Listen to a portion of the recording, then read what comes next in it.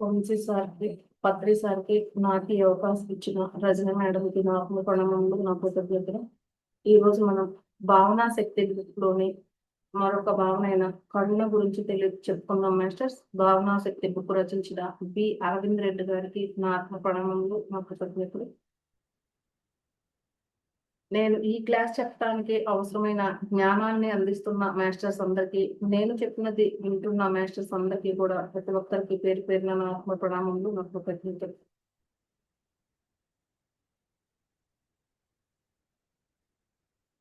ఈ రోజు భావనా శక్తిలో మరొక భావన, 9వ భావన కరుణ గురించి తెలుసుకుందాం. లాస్ట్ క్లాస్ లో ఇప్పటి వరకు మనం చాలా భావనల గురించి తెలుసుకున్నాం ఆల్రెడీ. ప్రేమ, క్షమ, కృతజ్ఞత, ప్రశంస, ఆశీర్వాదం, శాంతి, సామరస్యము, అలా మనం ఎన్నో 8 భావనల గురించి తెలుసుకుందాం. ఈ రోజు మాత్రం కరుణ గురించి తెలుసుకోబోయే ముందు ఒకసారి లాస్ట్ క్లాస్ లో చెప్పుకున్న సామరస్యం గురించి ఒకసారి చెప్పుకొని కరుణలోకి వెళ్ళిపోదాం మాస్టర్స్.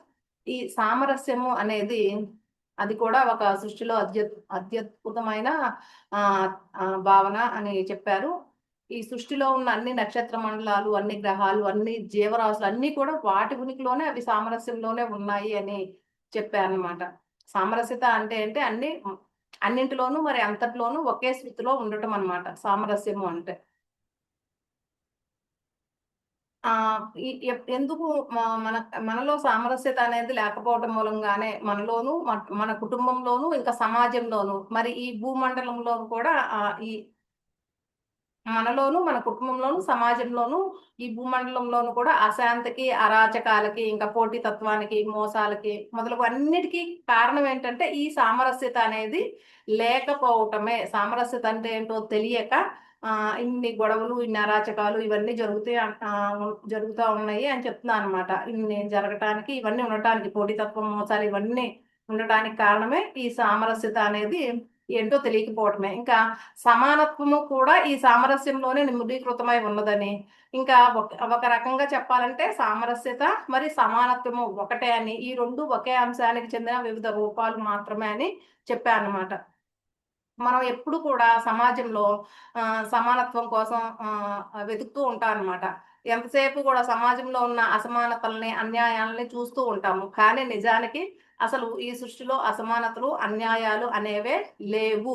మనం ఆ దృష్టికోణంతో చూస్తున్నాం కాబట్టి ఈ సృష్టి అంతా కూడా అసమానతలతో, అన్యాయాలతో నిండిపోయిందని మనం అనుకుంటున్నాము అంతే అని చెప్తున్నా అన్నమాట.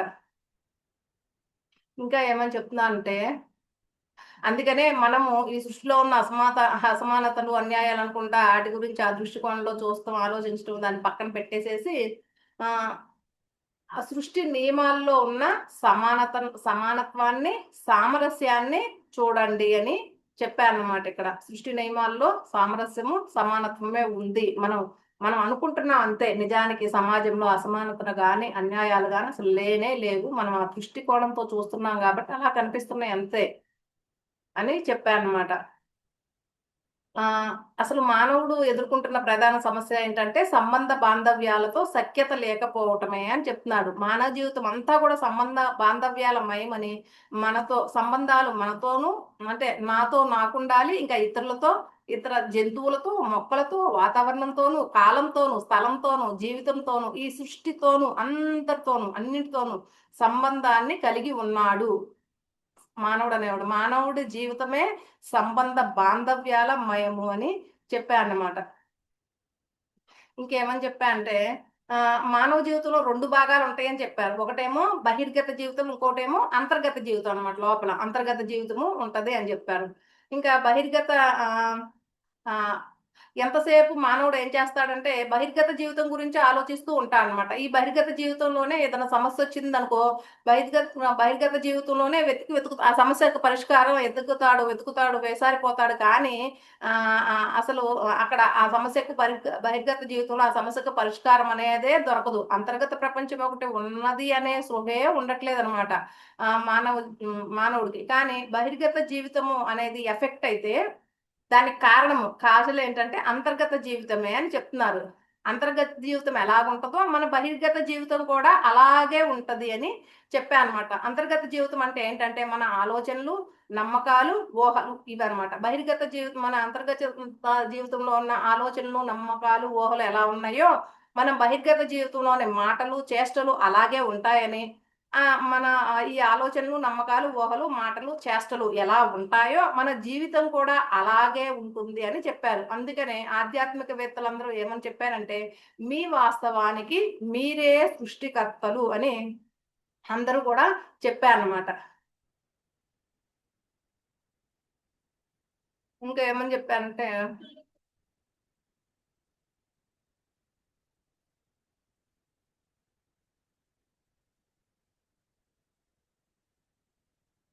సామరస్యం గురించి ఇంకేమని చెప్పారంటే, చాలా మంది అందరూ ఏం చేస్తారంటే, తమన్ని ఇతరులతో పోల్చుకుంటూ ఉంటారనమాట. ఇతరులతో పోటీ పడుతూ ఉంటారు. ఇంకా ఎన్నో సార్లు మనల్ని మనం తప్పుగా భావించటం అలా చేస్తూ ఉంటారనమాట. ఇతరులతో పోల్చుకోవటానికి కాదు మనం వచ్చింది అని చెప్తున్నాను. ఇక్కడ ఎవరికి వాళ్ళే యూనిక్. సృష్టి ఎప్పటికీ కూడా పునఃసృష్టి చేయదు. ఒకళ్ళలాగా ఇంకొకళ్ళు అసలు ఉండనే ఉండరు. ఇక్కడ ఎవరికి వాళ్ళే అన్నమాట. అందుకని అలా మనం ఇతరులతో పోల్చుకుంటూ ఉంటున్నాం కానీ నిజానికి అసలు ఎవరిది వాళ్ళే. మనల్ని మనం వ్యక్తీకరించుకోవటానికే ఈ సృష్టిలోకి మనం ఎవరో, మనం ఏమిటో, మన జీవన క్షేత్రంలో మనల్ని మనం సంపూర్ణంగా ఇక్కడ అభివ్యక్తీకరించుకోవటానికి మనం వచ్చాము అంతే. అంతేగాని ఇతరులతో పోల్చుకోవటానికి కానే కాదు. అసలు పోల్చుకోవటానికి పోటీ పడటానికి కానీ అసలు వేరు. వాళ్ళు వేరు. ఈ సృష్టిలో అందరూ యూనికే. ఎవరికి వాళ్ళే సెపరేట్. ఎవరి ప్రత్యేకతలు వాళ్ళకున్నాయన్నమాట అని చెప్పారు.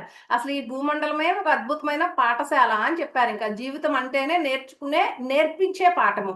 ఇంకా జీవితం అనేదే ఒక నేర్చుకునే ప్రక్రియ అని చెప్పారన్నమాట. ఇంకా మనమందరం కూడా ఒక్కొక్కళ్ళు ఒక్కో రకంగా కొంతమంది వివిధ శక్తి స్థాయిల్లో, వివిధ అవగాహన స్థాయిల్లో, వివిధ చైతన్య స్థాయిల్లో ఉంటారన్నమాట. అందరూ ఒకే రకంగా ఉండరు. ఒక్కొక్కళ్ళు ఒక్కో రకమైన శక్తి స్థాయిలు, వాళ్ళ శక్తి స్థాయి వేరు, వాళ్ళ అవగాహన స్థాయి వేరు, వాళ్ళ చైతన్య స్థాయి వేరన్నమాట. అలా ఉంటారు కాబట్టి మనం రకరకాల శక్తి స్థాయిలు, అవగాహన స్థాయిలు, చైతన్య స్థాయిల్లో ఉన్న వీళ్ళందరితో మనం కలిసిపోయి ఒకరి నుంచి ఒకరము కలిసి నేర్చుకోవటానికే మనం ఈ భూతలంలోకి వచ్చాము అని చెప్పానన్నమాట.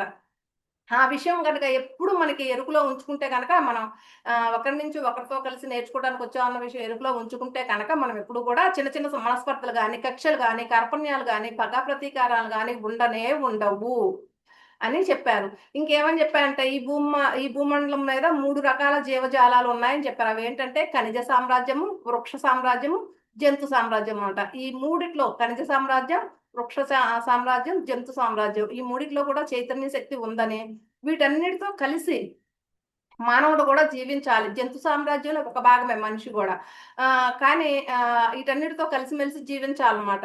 కానీ ఏం జేస్తున్నాడు ఈ మనిషి అనేవాడు తన అవగాహన లోపం వల్ల, తన అజ్ఞానం వల్ల మానవుడు ఏం జేస్తున్నాడంటే తనకన్నా నిమ్న జాతులు కింద స్థాయిలో ఉన్న వాటిని రక్షించాల్సింది పోయి వాటిని భక్షించేస్తా ఉన్నాడన్నమాట.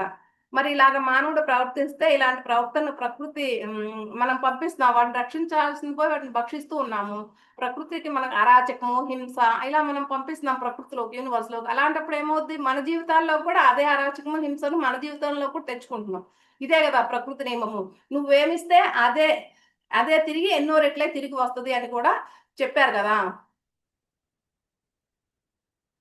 ఇంకా తర్వాత ఇంకా మనిషి సరిదిద్దుకోవాల్సిన బంధం ఏంటంటే, దైవత్వంతో తనకున్న బంధాన్ని ఎప్పుడు గూడా ఉంచుకోవాలంట. దైవత్వంతో తనకున్న సంబంధాన్ని ఎప్పుడు బలపరుచుకుంటూ ఉండాలనమాట. అసలు మానవుడు ఈ దైన్యత్వ స్థితికి రావటానికి కారణమే తనలోని దైవత్వాన్ని మర్చిపోవటమే అని చెప్పాడు. సర్వాంతర్యామైన పరమాత్మను మనం మర్చిపోవటం వల్లే ఈ దైన్య స్థితికి పడిపోయాము. మనలో ఉన్న ఆ దైవత్వాన్ని మర్చిపోవటం వల్లే మనం ఈ స్థితిలో ఉన్నాము అని కూడా చెప్పారు. అందుకనే దైవత్వంతో మనం ఎప్పుడూ కూడా అనుసంధానమై ఉండాలి. మర్చిపోకూడదు. మనలో ఉన్న దైవత్వాన్ని మనం ఎప్పుడూ గూడా గుర్తుంచుకోవాలి అని చెప్తున్నాడనమాట. అది మర్చిపోవటం వల్లే ఇలా మనం ఉన్నాము అని చెప్తున్నాడు. మన ఉనికికి, మన జీవితానికి, మన శ్వాసకి ఆధారం ఈ సృష్టి అంటే ఈ దైవత్వం అనమాట. దైవత్వం అనొచ్చు, ఏమైనా అనొచ్చు. ఈ సృష్టే అనమాట. ఇంకా ఎలా అంటే ఈ ఎప్పుడు కూడా ఈ సృష్టి యొక్క అనుగ్రహ శక్తి మనపై జాలువారుతూనే ఉంటదంట. దాన్ని మనం ఎలా గ్రహించాలి? ఆ శక్తిని మనం గ్రహించట్లేదనమాట. దాన్ని ఎలా గ్రహించాలి అంటే ధ్యానం చేయటం ద్వారా, దైవాన్ని ప్రార్థించటం ప్రార్థించి శక్తిని గ్రహించడం ద్వారా, లేక హృదయాన్ని తెరిచి ఉంచటం ద్వారా ఆ దైవానుగ్రహాన్ని మనం పొందొచ్చనమాట ఆ మార్గాల ద్వారా. మనం అలా ఉండకుండా ఎప్పుడు కలతలతో, ఆందోళనతో అలా ఉంటూ ఆ దైవత్వం యొక్క అనుగ్రహాన్ని మన లోపలికి మనం తీసుకోలేకపోతున్నాము అని చెప్పాననమాట. ఇంకా తల్లిదండ్రులతో కూడా సంబంధ బాంధవ్యాలు మంచిగా ఉండాలి అని. ఎందుకంటే మనమే ఆ తల్లిదండ్రులు ఎంచుకొని వచ్చాం కాబట్టి. తర్వాత భార్యాభర్తలతో కూడా సంబంధం మంచిగా ఉండాలి అని చెప్పారు.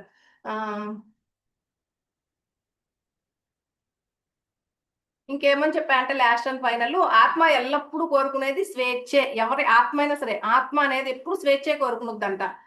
ముందు ఆ స్వేచ్ఛ ఆత్మకు మనకి ముందు స్వేచ్ఛ కావాలంటే ఇతరులకు మనం స్వేచ్ఛ ఇవ్వాలి. ఇతరులని వాటిని స్వేచ్ఛగా వదిలిపెట్టేయాలన్నమాట. వాటి స్వేచ్ఛకు వాటిని వదిలిపెట్టేయాలి మనం. అలా కాకుండా ఇతరులకు మనం స్వేచ్ఛను మనం ఎప్పుడైతే హరిస్తున్నామో మనకి కూడా స్వేచ్ఛ ఉండదు. మనం స్వేచ్ఛగా ఉండాలి అంటే ముందు ఇతరులుగా వదిలేయాలన్నమాట. వాళ్ళ స్వేచ్ఛని వాళ్ళకి వదిలేయాలి అని చెప్తున్నా అనమాట. ఇంకా లాస్ట్ అండ్ ఫైనల్ ఏమని చెప్పారంటే, బహిరంగంలో సామరస్యత నెలకొవాలంటే మొదట మన అంతరంగంలో సామరస్యత నెలకొల్పుకోవాలి అని చెప్తారు. ముందు మన బహిరంగ జీవితంలో సామరస్యత, అందరితో చక్కగా సామరస్యతతో ఉండాలి అంటే ఖచ్చితంగా ముందు మనం మన అంతరంగ జీవితంలో సామరస్యతను నెలకొల్పుకుంటే ఆటోమేటిక్గా ఇదే కదా కారణము. మన అంతరంగ జీవితం ఎలా ఉంటుందో ఆటోమేటిక్గా మన బహిర్గత జీవితం కూడా అలాగే ఉంటది. యద్భావం తద్భవతి అని చెప్పి ఆ సామరస్యం గురించి ముగించారు మాస్టర్స్. ఈ రోజుది కరుణ. ఆల్రెడీ ఇప్పుడు 8 భావనలు చెప్పుకున్నాము. ఇది 9వది అనమాట, కరుణ అనే భావన అనేది. ఇది అత్యంత ఉదాత్తమైన భావన కరుణ అనేది. కరుణ అన్నది మన హృదయాల్లో వెలసిల్లే ఒకానొక దైవ గుణము. అందుకే దైవత్వాన్ని ప్రార్థించేటప్పుడు, ఓ దైవమా, నీ యొక్క కరుణా కటాక్ష వీక్షణములు నాపై జాలువారనివ్వు అని అంటూ ఉంటారు భక్తులు. అదే అనుకుంటారు కదా మాస్టర్స్, ఓ దైవమా, నీ యొక్క కరుణా కటాక్ష వీక్షణములు నాపై జాలువారనివ్వు అనే కదా మనం కోరుకునేది.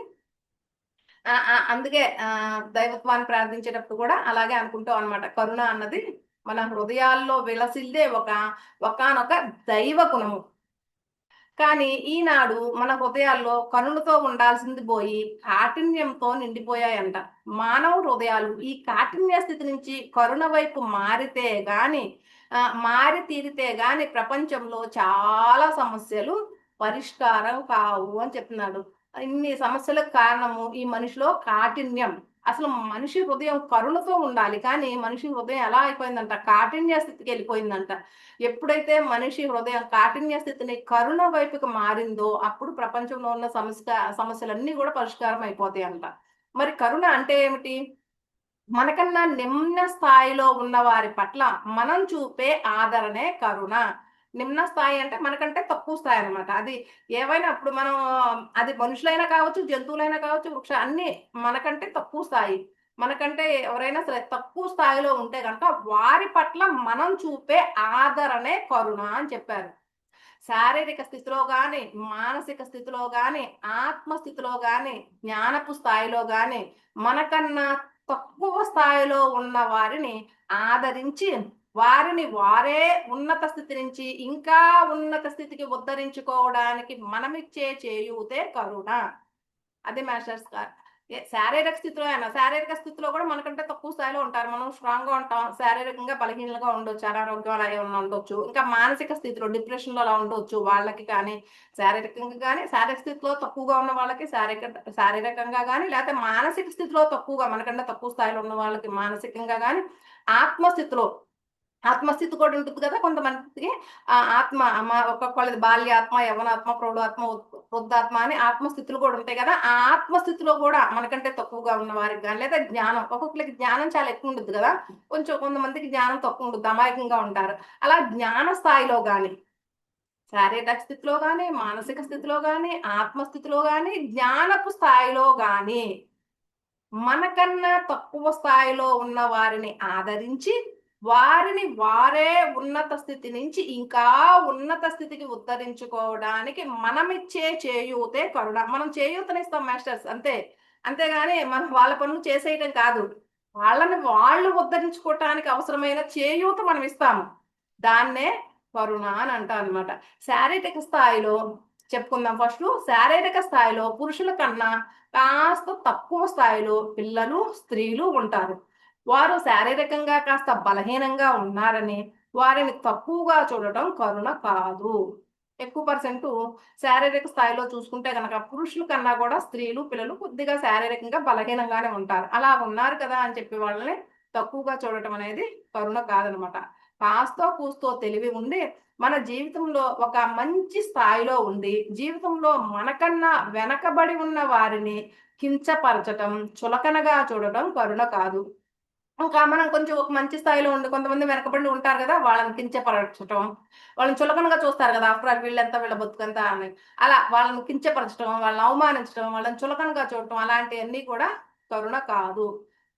ధ్యానము, జ్ఞానము మున్నగు సాధనలు చేసి మనకన్నా వీటిలో తక్కువ స్థాయిలో ఉన్న వారిని చులకనగా చూడటం కూడా ఏమాత్రం సమంజసం కాదు. అంతేకాకుండా మనమేమో ధ్యానం చేస్తున్నాము. రోజు జ్ఞానం అనేది ఈ సజ్జన సాంగత్యం ద్వారా మనలో కొంచెం జ్ఞానాన్ని కూడా డెవలప్ చేసుకుంటున్నాం గదా! ఈ జ్ఞానము మనకున్నయి మనం అలవాటు చేసుకుంటున్నాం గదా! అని కొంతమందికి ధ్యానం చేయరు. వాళ్ళకి జ్ఞానం గూడా అంత ఉండదనమాట. అంటే జ్ఞానం అంటే చదువు అని కాదు ఇక్కడ. జ్ఞానము అంటే ఎలా ఉండాలి? అంటే మనకి తెలుస్తుంది గదా! కొన్ని కొన్ని విషయాలు. అన్నీ అంగీకరించాలని, లేకపోతే నీ వాస్తవానికి నువ్వే కారణమని, యద్భావం తద్భవతి అని, అలా చాలా చాలా విషయాలు మనం ఇలా తెలుసుకుంటున్నాం గదా! అంత జ్ఞానం ఉండదు. ఒకప్పుడు మనకే లేదు. అలాగని ఈరోజు మనం జ్ఞానము చేస్తున్నాం గదా! మనకు కొంచెం ఆ సాధనలు మనకు తెలుసు గదా! అని చెప్పి జ్ఞానం లేని వాళ్ళని, అది చేయని వాళ్ళని చులకనగా చూస్తాం కూడా ఏమాత్రం సమంజసం కాదు అని చెప్తున్నారు. మరి కరుణ కూడా కాదు అని చెప్తున్నారు. ఎందుకంటే ఇక్కడ ఎవరు ఎవరికన్నా ఎక్కువ కాదు, మరి తక్కువ కాదు. ఎవ్వరిని చులకనగా అట్లా చూస్తాం అనేది సమంజసం కాదు. ఎందుకంటే అసలు ఎవ్వరు కూడా ఎవరికంటే కూడా ఎక్కువ కాదు, తక్కువ కాదు అని చెప్తున్నారు. ఎందుకంటే అందరూ ఎవరికి వారే విలక్షణతను సంతరించుకున్నవారు అని చెప్తున్నారనమాట. ఎవరికి వాళ్ళే యూనిక్. ఇక్కడ అందరూ కూడా ఎవరి ప్రణాళిక ప్రకారం వాళ్ళున్నారు. ఒక్కొక్కడు తాగుబోతూ ప్రణాళిక ఏసుకొచ్చుండొచ్చు. అందుకే తాగుబోతు. ఇంకొకడు దొంగ ప్రణాళిక దొంగగా ఉండాలని ఆ ప్రణాళిక దొంగగా ఉన్నాడు. అలా ఒకళ్ళు ఒక్కొక్కళ్ళు ఒక్కో రకం అనమాట. ఇక్కడ అందరూ ఎవరికి వాళ్ళే విలక్షణత సంతరించుకున్న వాళ్ళంటే ఎవరికి వాళ్ళే ఇక్కడ అందరూ ఒక ఆహ్, సెపరేటే అన్నమాట. ఎవరి ప్రయారిటీ వాళ్ళకుంటది. అందుకనే ఇక్కడ ఎవరు ఎక్కువ కాదు. ఎవరి ప్రణాళిక ప్రకారం వాళ్ళు ఉన్నారు కాబట్టి ఆహ్, ఎవరిని ఎక్కువ కాదు, తక్కువ కాదు అని చెప్తున్నా అన్నమాట. ఇంకేమని చెప్తున్నా అంటే, ఈ జీవితంలో రకరకాల పాఠాలను నేర్చుకోవడానికి, రకరకాల జీవితానుభవాలను, పరిస్థితుల్ని ఎన్నుకున్న వారే అందరూ. మరి అందరూ దైవాంశ సంభూతులే. పరిస్థితిని బట్టి కాస్త వెనుకడుగులో ఉన్న వారి పట్ల మనం చూపే ఆదరణ, మనం ఇచ్చే చేయూతే కరుణ అన్న విషయం ఎప్పుడూ గూడా మనం గుర్తుంచుకోవాలి అని చెప్తున్నాననమాట. ఇప్పుడు దేవుడి దగ్గరికెళ్ళాలనుకో మెట్లుంటాయి గదా! ఇప్పుడు తిరుపతి ఎళ్ళాలనుకో మెట్లుంటాయి గదా! ఒకళ్ళేమో 100 మెట్టు మీద ఉంటారు. ఇంకొకళ్ళు ఒకటో మెట్టు మీద ఉంటారు. కొంతమంది 20వ మెట్టు మీద ఉంటారు. కొంతమంది 40వ మెట్టు మీద ఉంటారు. అందరూ దైవాంశం దూతలే. చివరికి అందరూ అక్కడికి చేరుకోవాలనుకునే వాళ్ళే. కాకపోతే ఒక్కొక్కళ్ళు హై లెవెల్‌లో కొంచెం పెద్దగా ఉంటారు. జ్ఞానంలో అయినా ఎందులో అయినా సరే. ఒకళ్ళు కొంచెం కింద లెవెల్స్‌లో ఉంటారనమాట. అందుకని వాళ్ళందరూ ప్రతి ఒక్కళ్ళు కూడా రకరకాల పాఠాలు నేర్చుకోవటానికి, రకరకాల జీవిత అనుభవాలు అంటే అనుభవపూర్వక జ్ఞానాన్ని తెలుసుకోవడానికి, రకరకాల పరిస్థితుల్ని ఎన్నుకొని వచ్చిన వారే అందరూ కూడా దైవాంశ సంభూతులే. కనుక మనమేం చేయాలంటే పరిస్థితిని బట్టి వెనుకడుగులో ఉన్న వారి పట్ల మనం చూపే ఆదరణే కొంతమంది వెనుకడుగులో ఉంటారు కదా! వాళ్ళు నేర్చుకోవడానికి అలా కావాలనే ఆ స్థితిలో ఆ పరిస్థితులు తెచ్చుకున్నారు కాబట్టి ఆహ్, వెనుకడుగులో ఉన్న వారి పట్ల మనం ఇచ్చే ఆదరణే కరుణ అన్న విషయం ఎప్పుడు మనం గుర్తుంచుకోవాలి అని చెప్తున్నాననమాట. మొదట కరుణ మన పట్ల మనకుండాలి. ముందసలు మనం ఇతరుల మీద కరుణ చూపించాలంటే ముందు మన పట్ల మనకు కరుణ ఉండాలి కదా! మన ఇన్నర్‌లో మనకి కరుణ అనేది ఉండాలి గదా! మన పరిస్థితిని పూర్తిగా అవగతం చేసుకుంటే మానవుడికి తన పట్ల తనకు కరుణ ఉద్భవిస్తుంది. ఒక కరుణారస ప్రధానమైన హృదయమే తన కళ్ళలలో కరుణను వర్షిస్తుంది. తన పట్ల తనకు కరుణ ఉన్న మనిషి ఇతరులపై కరుణ చూపగలడు అని చెప్తున్నాడు. అంటే ముందు నా పరిస్థితిని నేను అవగతం చేసుకోవాలన్నమాట. నేనది, నేనిది, నేను ఆఫ్టర్ ఆల్ నేను ఎవరితో ఒకరితో పోల్చుకొని అరే నా ఏముందిలే నా బతుకు నా బొందలో ఏదో ఉన్నాలే అట్లా అనుకుంటే మనల్నే మనం తక్కువ చూడకూడదు. మన పట్ల మనకి కరుణ, మనం ఎలా ఉన్నా సరే మన పట్ల మనకి ముందు కరుణ ఉండాలి. అప్పుడైతేనే కరుణారస హృదయం ఉంటది మనకి. అప్పుడు మన మన పట్ల మనకు కరుణ ఉన్నప్పుడు మన హృదయం కూడా కరుణతో నిండిపోయి ఉంటుంది. కరుణారస హృదయమే మన కళ్ళ, మన మన హృదయం కరుణారసం అయినప్పుడు అప్పుడు ఆ కళ్ళల్లో కూడా మనం కరుణను వర్షించగలం అన్నమాట ఇతరుల పట్ల కూడా. అలా తన పట్ల తనకు కరుణ ఉన్న మనిషి ఇతరులపై కూడా అలా కరుణ చూపగలడు అని చెప్తున్నాడు. కానీ మానవుడు తానున్న పరిస్థితులకు, తాను ఎదుర్కొనే సమస్యలకు తనను తాను నిందించుకుంటున్నాడు. తనను తాను శిక్షించుకుంటున్నాడు. నాలో ఏదో లోపమున్నది, నేను సవ్యంగా లేను అన్న అసంతృప్తితో జీవిస్తున్నాడు. తనని తాను నిత్యం విమర్శించుకుంటూ బతుకుతున్నాడు. ఈ పరిస్థితి తనను ఏ మాత్రము ప్రగతి పదంలోకి నడిపించజాలదు. తన పట్ల తన కరుణ లేకుండా ఎలా ప్రవర్తిస్తున్నా అంటే మానవుడు తన రకరకాల సమస్యలను ఎదుర్కొంటూ నిందించుకుంటున్నాడు అనమాట. తనను తాను నిందించుకుంటూ తాను శిక్షించుకుంటున్నాడు. చిచ్చి నేను ఏ కర్మ చేశానో అందుకే నేను ఇన్ని సమస్యల్లో ఉన్నాను, ఇన్ని బాధల్లో ఉన్నాను, ఎంత దుర్మార్గురాలై ఉంటే నాకు ఇక ఈ ఇన్ని బాధలు ఇన్ని సమస్యలు వచ్చినాయి. అలా తనని తాను నిందించుకోవటం, తనను తాను శిక్షించుకుంటాం, ఇంకా నాలో ఏదో లోపం ఉందనుకోవటం, ఇంకా అసంతృప్తిగా జీవించడం అనమాట. ఏదో జీవిస్తున్నానులే అన్నట్టు అలా అలా అలా తన పట్ల తన కరుణ లేకుండా అలా ప్రవర్తిస్తూ ఉన్నాడనమాట మనిషి. అలా ఎప్పుడు తనని తాను నిత్యం విమర్శించుకుంటూ బతుకుతున్నాడనమాట.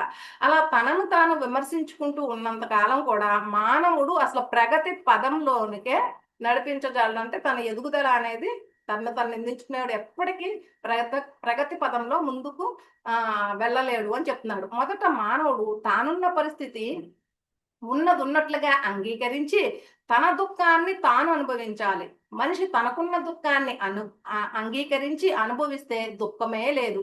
ఎవరైనా దుఃఖాన్ని సంపూర్ణంగా అనుభవిస్తే వారిలో క్షమ ఉద్భవిస్తుంది. మొదట ఏం చేయాలన్నమాట మనిషి అనేవాడు తనను తాను అంగీకరించాలి. తనకున్న పరిస్థితిని ఉన్నది ఉన్నట్టులా అంగీకరించి తన దుఃఖాన్ని, నిజంగా ప్రతి మనిషికి దుఃఖం అనేది ఉంటది. ఏదో ఒక రకమైన దుఃఖం ఉంటది. లేకుండా ఉండదు. ప్రతిసారి రోజంతా కాకపోయినా ఏదో సమయంలో బాధ అనేది, దుఃఖం అనేది వస్తది. ఏదో ఒక సందర్భంలో ఎవరికైనా సరే. అలా దుఃఖం వచ్చినప్పుడు తన దుఃఖాన్ని అంగీకరించి ముందు దాన్ని యాక్సెప్ట్ చేయాలి.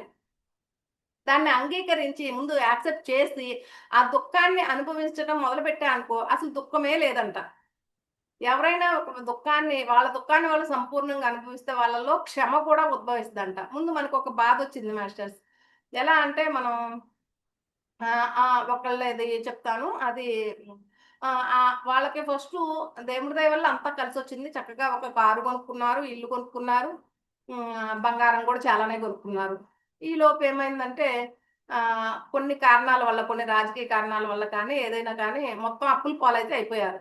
కొంతమందికి డబ్బులు ఇవ్వాల్సొచ్చింది. ఎవరో వీళ్ళని నమ్మిచ్చారు. వీళ్ళు వేరే వాళ్ళకిచ్చారు ఆ డబ్బులు. ఆళ్ళ దగ్గర నుంచి ఈళ్ళకి డబ్బు రావట్లేదు. వీళ్ళు ఈ కింద ఈళ్ళు తీసుకున్న వాళ్ళకి ఇవ్వలేకపోతున్నారనమాట. కానీ ఈళ్ళ దగ్గర వీళ్ళకి ఎవరైతే డబ్బులిచ్చారో వాళ్ళు వీళ్ళని గట్టిగానే అడుగుతారు గదా! వీళ్ళు ఎవరికైతే ఇచ్చారో వాళ్ళేమో అందుబాటులో లేరసలు. అలా అప్పుల పాలైపోతారు. అప్పుల పాలైపోవటం మూలంగా ఫస్ట్ వచ్చినప్పుడేమో దాన్ని యాక్సెప్ట్ చేశారు. నార్మల్‌గా ఉన్నోళ్ళే.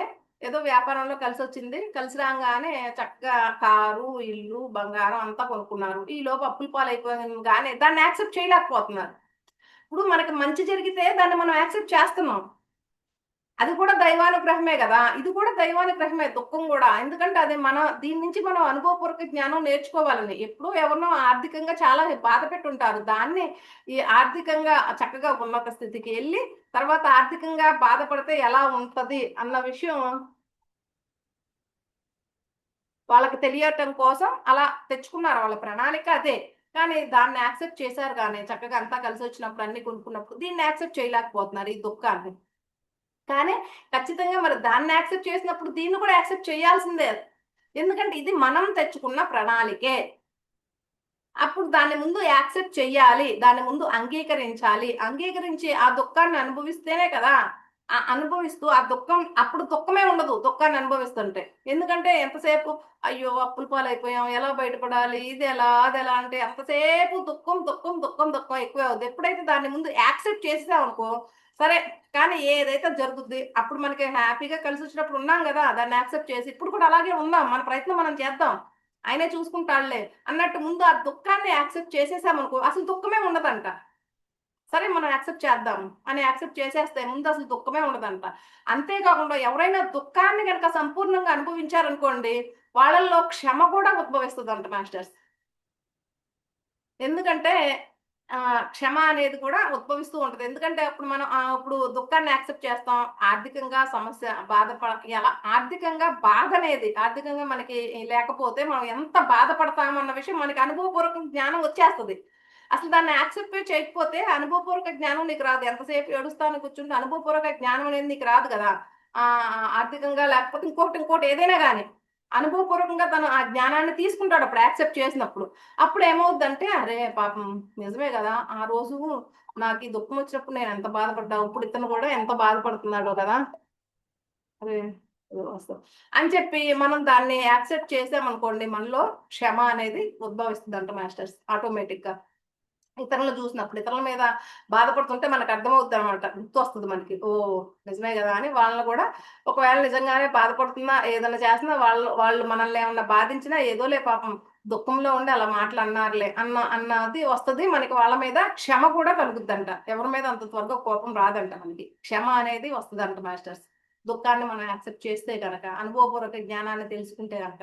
అందులో నుంచి ప్రేమ, కరుణ లాంటి దైవిక గుణాలు మొలకెత్తుతాయి. ఎప్పుడైతే క్షమ వచ్చిందనుకో, క్షమలో నుంచి ఆటోమేటిక్‌గా ప్రేమ, కరుణ. ఇదేంటి మనం ఈరోజు తెలుసుకునే భావన కరుణ. ప్రేమ, కరుణ ఇవి దైవిక గుణాలు కదా!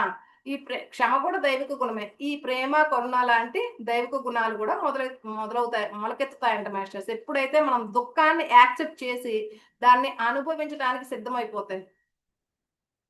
కానీ మనిషి ఎల్లప్పుడూ దుఃఖం నుంచి పారిపోతూనే ఉంటాడంట. దాన్నసలు యాక్సెప్టే చేయడంట. చెప్పాను కదా ఇందాక, వాళ్ళు దాన్ని యాక్సెప్ట్ చేశారు కలిసొచ్చినప్పుడు. దీన్ని యాక్సెప్ట్ చేయలేకపోతున్నారు. బాధపడతానే ఇంకా దాన్నసలు దాని నుంచి పారిపోవాలని చూస్తున్నారు. వద్దు ఎప్పుడు పోతాయో, ఈ దరిద్రం ఎప్పుడు వస్తుందో, ఈ ఆర్థిక సమస్యలు ఎప్పుడు పోతాయో అని దాని నుంచి పారిపోవాలనే చూస్తా ఉంటున్నారు గదా! అలా అన్నమాట.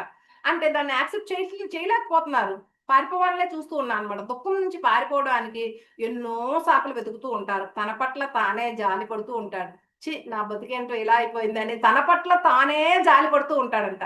తనను తానే నిందించుకుంటూ ఉంటాడంట. తన దుఃఖానికి ఇతరులే కారణమని వారిని నిందిస్తాడు. ఇక్కడ తన పట్ల తాను జాలి పడతాడు. తనని తాను నిందించుకుంటాడు. అంతేకాకుండా నా దుఃఖానికి వాళ్ళు కారణం, వీళ్ళు కారణం. అసలే ఇందాక ఎగ్జాంపుల్ చెప్పిన దాంట్లో వీళ్ళు డబ్బులిచ్చినోళ్ళు హైకైపోయారు అక్కడ కనపడట్లేదని చెప్పాను గదా! అలా వాళ్ళే కారణం. వాళ్ళలా పోవటం మూలంగానే ఇప్పుడు నాకింత దుఃఖం, ఇన్ని సమస్యలొచ్చాయని ఒకటి నేనైనా, లేకపోతే ఆళ్ళైనా అలా నిందించుకోవటం, నిందించటం అలా చేస్తూ దాని నుంచి పారిపోవాలని చూస్తూ ఉంటానన్నమాట. దాన్నసలు యాక్సెప్టే చేయట్లేదంట. దాన్ని యాక్సెప్ట్ చేస్తే ఆ దుఃఖమే ఉండదంట. అది చెప్తున్నాను మాస్టర్స్. అంతేకాకుండా దాన్ని యాక్సెప్ట్ చేయటం వల్ల క్షమ, ప్రేమ, కరుణ లాంటి దైవిక గుణాలు గూడా మనలో మొలకెత్తుతాయంట మాస్టర్స్. ఇంకా తనకు దుఃఖమే లేనట్టు లేకపోతే ఏం చేస్తాడంటే తను ప్రతి మనిషి జీవితంలో ఏదో ఒకటి ఉంటది. కొన్ని దుఃఖాలు ఉంటాయి, కొన్ని ఆనందాలు ఉంటాయి కదా! కానీ ఎలా నటిస్తాడు? తనకు దుఃఖమే దుఃఖం ఉన్నప్పటికీ తనకు దుఃఖమే లేనట్టు నటిస్తాడనమాట. కొన్ని సార్లు దుఃఖం నుండి పారిపోవడానికి వేదాంతాలు కూడా మాట్లాడుతూ ఉంటారు. రకరకాల వేదాంతాలు కూడా చెప్తూ ఉంటాడు. ఈ మనిషి జీవితం ఇంతేలే, 3 నాళ్ళ ముచ్చట అట్లా ఏవో ఉంటాయి చూడు, రకరకాల వేదాంతాలు కూడా చెప్తూ ఉంటాడనమాట. ఇలాగా మనిషి తనకున్న దుఃఖాన్ని అంగీకరించక, దుఃఖపు కేంద్రంలో పడక, తన చుట్టూ ఒక వృత్తాన్ని గీసుకొని నిరంతరం పరిభ్రమిస్తూ ఉన్నాడు. దుఃఖాన్ని యాక్సెప్ట్ చేసి సరే యాక్సెప్ట్ చేసేద్దాం అనుకోకుండానే ఆ దుఃఖం యొక్క వృత్తంలో పడకుండా దాని చుట్టూతా బయట అలా తిరుగుతా ఉన్నాడంట మనిషి. నివారణోపాయం ఆ దుఃఖ కేంద్రంలో పడిపోవటమేనంట. ఇలా ఒక దుఃఖం అనే సర్కిల్‌ని గీసుకొని ఆ సర్కిల్ పైనే తిరుగుతూ ఉన్నానన్నమాట. ఆ దుఃఖం నుంచి బయటికి రావాలంటే నివారణ ఏంటంటే, ఆ దుఃఖ కేంద్రంలో పడిపోవటమేనంట. అప్పుడే తనకి నివారణ దొరుకుద్ది అని చెప్తున్నాను మాస్టర్స్. కానీ మనిషి అలా చేయకుండా దాని చుట్టూ తిరుగుతున్నాడన్నమాట. ఒక సర్కిల్ గీసేసుకొని దుఃఖ కేంద్రంలో పడిపోకుండా. దుఃఖంతో ముఖాముఖి తేల్చుకోవటమే. సరే ఏదైతే అదైంది. దుఃఖంతో ముందు ముఖాముఖి తేల్చుకోవటమే అన్నమాట. దుఃఖ కేంద్రంలో పడిపోవటం అంటే. మనం దుఃఖాన్ని వ్యక్తీకరించక, దాన్ని అణచుకొని రోజుల తరబడి, నెలల తరబడి, సంవత్సరాల తరబడి దుఃఖం అనే కుంపటిని నెత్తిన మోస్తూనే ఉంటాము. దాన్ని అసలు యాక్సెప్ట్ చేసి దానిలో పడి దాన్ని ఎదుర్కొని ఫేస్ టు ఫేస్ ఎదుర్కొని దాని నుంచి ఎలా బయటికి రావాలని ఆలోచించకుండా అంతసేపు ఆ దుఃఖాన్ని పెట్టుకొని ఆ దుఃఖాన్ని లోపలే ఉంచుకొని అసలు ఆ దుఃఖం నుంచి బయటికి రావాలనుకోకుండా అయ్యో నాకు దుఃఖం అని రోజుల తరబడి నెలల తరబడి సంవత్సరాలు పడి ఆ కుంపటిని అలా మోస్తూనే ఉన్నాడంట మాస్టర్స్. ఏదైనా చిన్న రాయి తగలగానే ఆ కుంపట్లోంచి నీళ్లు బొటబొటా కారిపోతాయి. దుఃఖాన్ని ఎప్పటికప్పుడు వ్యక్తపరిచేయాలి. దుఃఖం వస్తే దుఃఖించాలి, ఆనందం వస్తే ఆనందించాలి. అదే జీవితం అని చెప్తున్నాను. ఒక్కోసారి బాగా దుఃఖాన్ని మోసి మోసి మోసి కుంపటి పగిలితే ఎలా దుఃఖం వచ్చింది ఆ దుఃఖాన్ని తట్టుకోలేని స్థితికి వెళ్ళిపోతాడు అని ఏడుస్తా ఉంటాడు అనమాట. ఇక అలా చేస్తాడు. అందుకనే ఎప్పుడైనా సరే దుఃఖం వస్తే దుఃఖించేయాలి, ఆనందం వస్తే ఆనందించేయాలి. అంతే, అదే జీవితం అంటే. చిన్నపిల్లల్ని గమనించండి, వారికి దుఃఖం వస్తే ఆ వీధంతా ఎగిరిపోయేటట్లు ఏడ్చేస్తారు. అదే అది అక్కడితో మర్చిపోతారు. మళ్ళీ వెంటనే నవ్వుతారు. పెద్దవారమైన మనము దుఃఖాన్ని ఎన్ని రోజులైనా మోస్తూనే ఉంటాము అని చెప్తున్నాను అనమాట. ఎక్కడికక్కడ వదిలేయాలి, ఎవరిని వారుగా వదిలేయాలి, మనం మనంగా ఉండిపోవాలి. అప్పుడే మన జీవన ప్రవాహంలో సాగి ముందుకు వెళ్ళిపోగలము అని చెప్తున్నారు. దేన్ని పట్టుకొని ఏలాడకూడదు అనమాట. ఎక్కడికక్కడ వదిలేయాలి, ఎవరిని వారుగా వదిలేయాలి, మనం మనంగా ఉండిపోవాలి. అప్పుడే మన జీవన ప్రవాహంలో ముందుకు వెళ్ళిపోగలము అని చెప్తున్నాడు. ఇంకా దుఃఖం గురించి ఒక చిన్న స్టోరీ చెప్పారు మాస్టర్స్ ఇక్కడ. ఏంటంటే, ఇద్దరు స్నేహితులంట ఒకరోజు జూకి వెళ్తారంట మాస్టర్స్. చీకట్లో ఇద్దరు కూడా తప్పిపోతారనమాట. అప్పుడు ఇద్దరు కూడా ఒకళ్ళనొకళ్ళని ఎతుక్కుంటూ జూ అంతా తిరుగుతూ ఉంటారంట. ఇద్దరు ఫ్రెండ్స్ జూలోకెళ్తారు. ఈలోపు కరెంట్ పోవడం ఏమో చీకటి పడిపోయింది మొత్తానికి ఆ జూలో. చీకటి పడిపోవడం మూలంగా ఏమవుద్ది అక్కడ, ఇద్దరు తప్పిపోతారు. ఆ చీకట్లో తప్పిపోయి ఇద్దరు ఒకళ్ళనొకళ్ళని ఎత్తుకుంటూ ఎత్తుకుంటూ తిరుగుతా ఉంటారు. తిరిగేటప్పుడు ఒక వ్యక్తి అంట ఒక పులి బోన్లోని ప్రవేశించేశాడంట. ఆ చీకట్లో కనపడక పులి బోన్ ఉంటది కదా, ఆ పులి బోన్లోకి వెళ్ళిపోయాడంట ఫ్రెండ్ని వెతుకుతా. ఆ చీకట్లో పులి కళ్ళు చూసాయంట. ఎర్రగా కనిపిస్తున్నాయంట ఆ పులి కళ్ళు. అప్పుడు ఆ బోన్‌లో ఎక్కడ దాక్కోవాలా, ఎక్కడ దాక్కున్నా సరే పులి తినేస్తది తనని. ఏదేమైనా తన బోన్‌లోకెళ్ళిపోయాడు. చూసుకోకుండా బోన్‌లోకెళ్ళిపోయాడు చీకట్లో. ఇప్పుడు ఆ బోన్‌లో ఏ మూల దాక్కున్నా పులొచ్చి తనని తినేస్తది. అందుకని చెప్పి తనేం చేశాడంట, అక్కడ ఒక తాడు వేలాడేసి ఉందంట పైనుంచి. ఆ తాడుని పట్టుకొని వేలాడుతూ ఉన్నాడనమాట. తాడుని ఇలా పట్టుకొని పైకెళ్ళి ఆ తాడుని పట్టుకొని అలా వేలాడుతూ ఉన్నాడనమాట. ఆ తాడు పట్టుకొని వేలాడి ఎంతసేపని వేలాడతాడు? అలా ఆ తాడుని పట్టుకొని కిందేమో పులి. ఆ పులి బోను పైన ఒక తాడుంటే దాన్ని పట్టుకొని వేలాడుతున్నాడు. ఆ తాడుని వదిలేస్తే ఆ బోనులో మళ్ళా పడిపోతాడు. గబగబా తాడుని పట్టుకొని పైకెక్కేసాడనమాట. అరే! ఎక్కడున్నా నన్ను పులి తినేసిద్దిగా అని. ఎంతసేపని వేలాడతాడు? వేలాడలేక జారిపోతూ ఉంటాడు. మళ్ళా పైకి లేస్తా ఉంటాడు. మళ్ళా జారిపోతూ ఉంటాడు. ఆహ్, అతను ఒకవేళ కిందకి పడుంటే గనక, పులికి అందితే గనక అతని పని అయిపోయినట్లే అని జెప్పి అనుకుంటా ఉంటాడనమాట.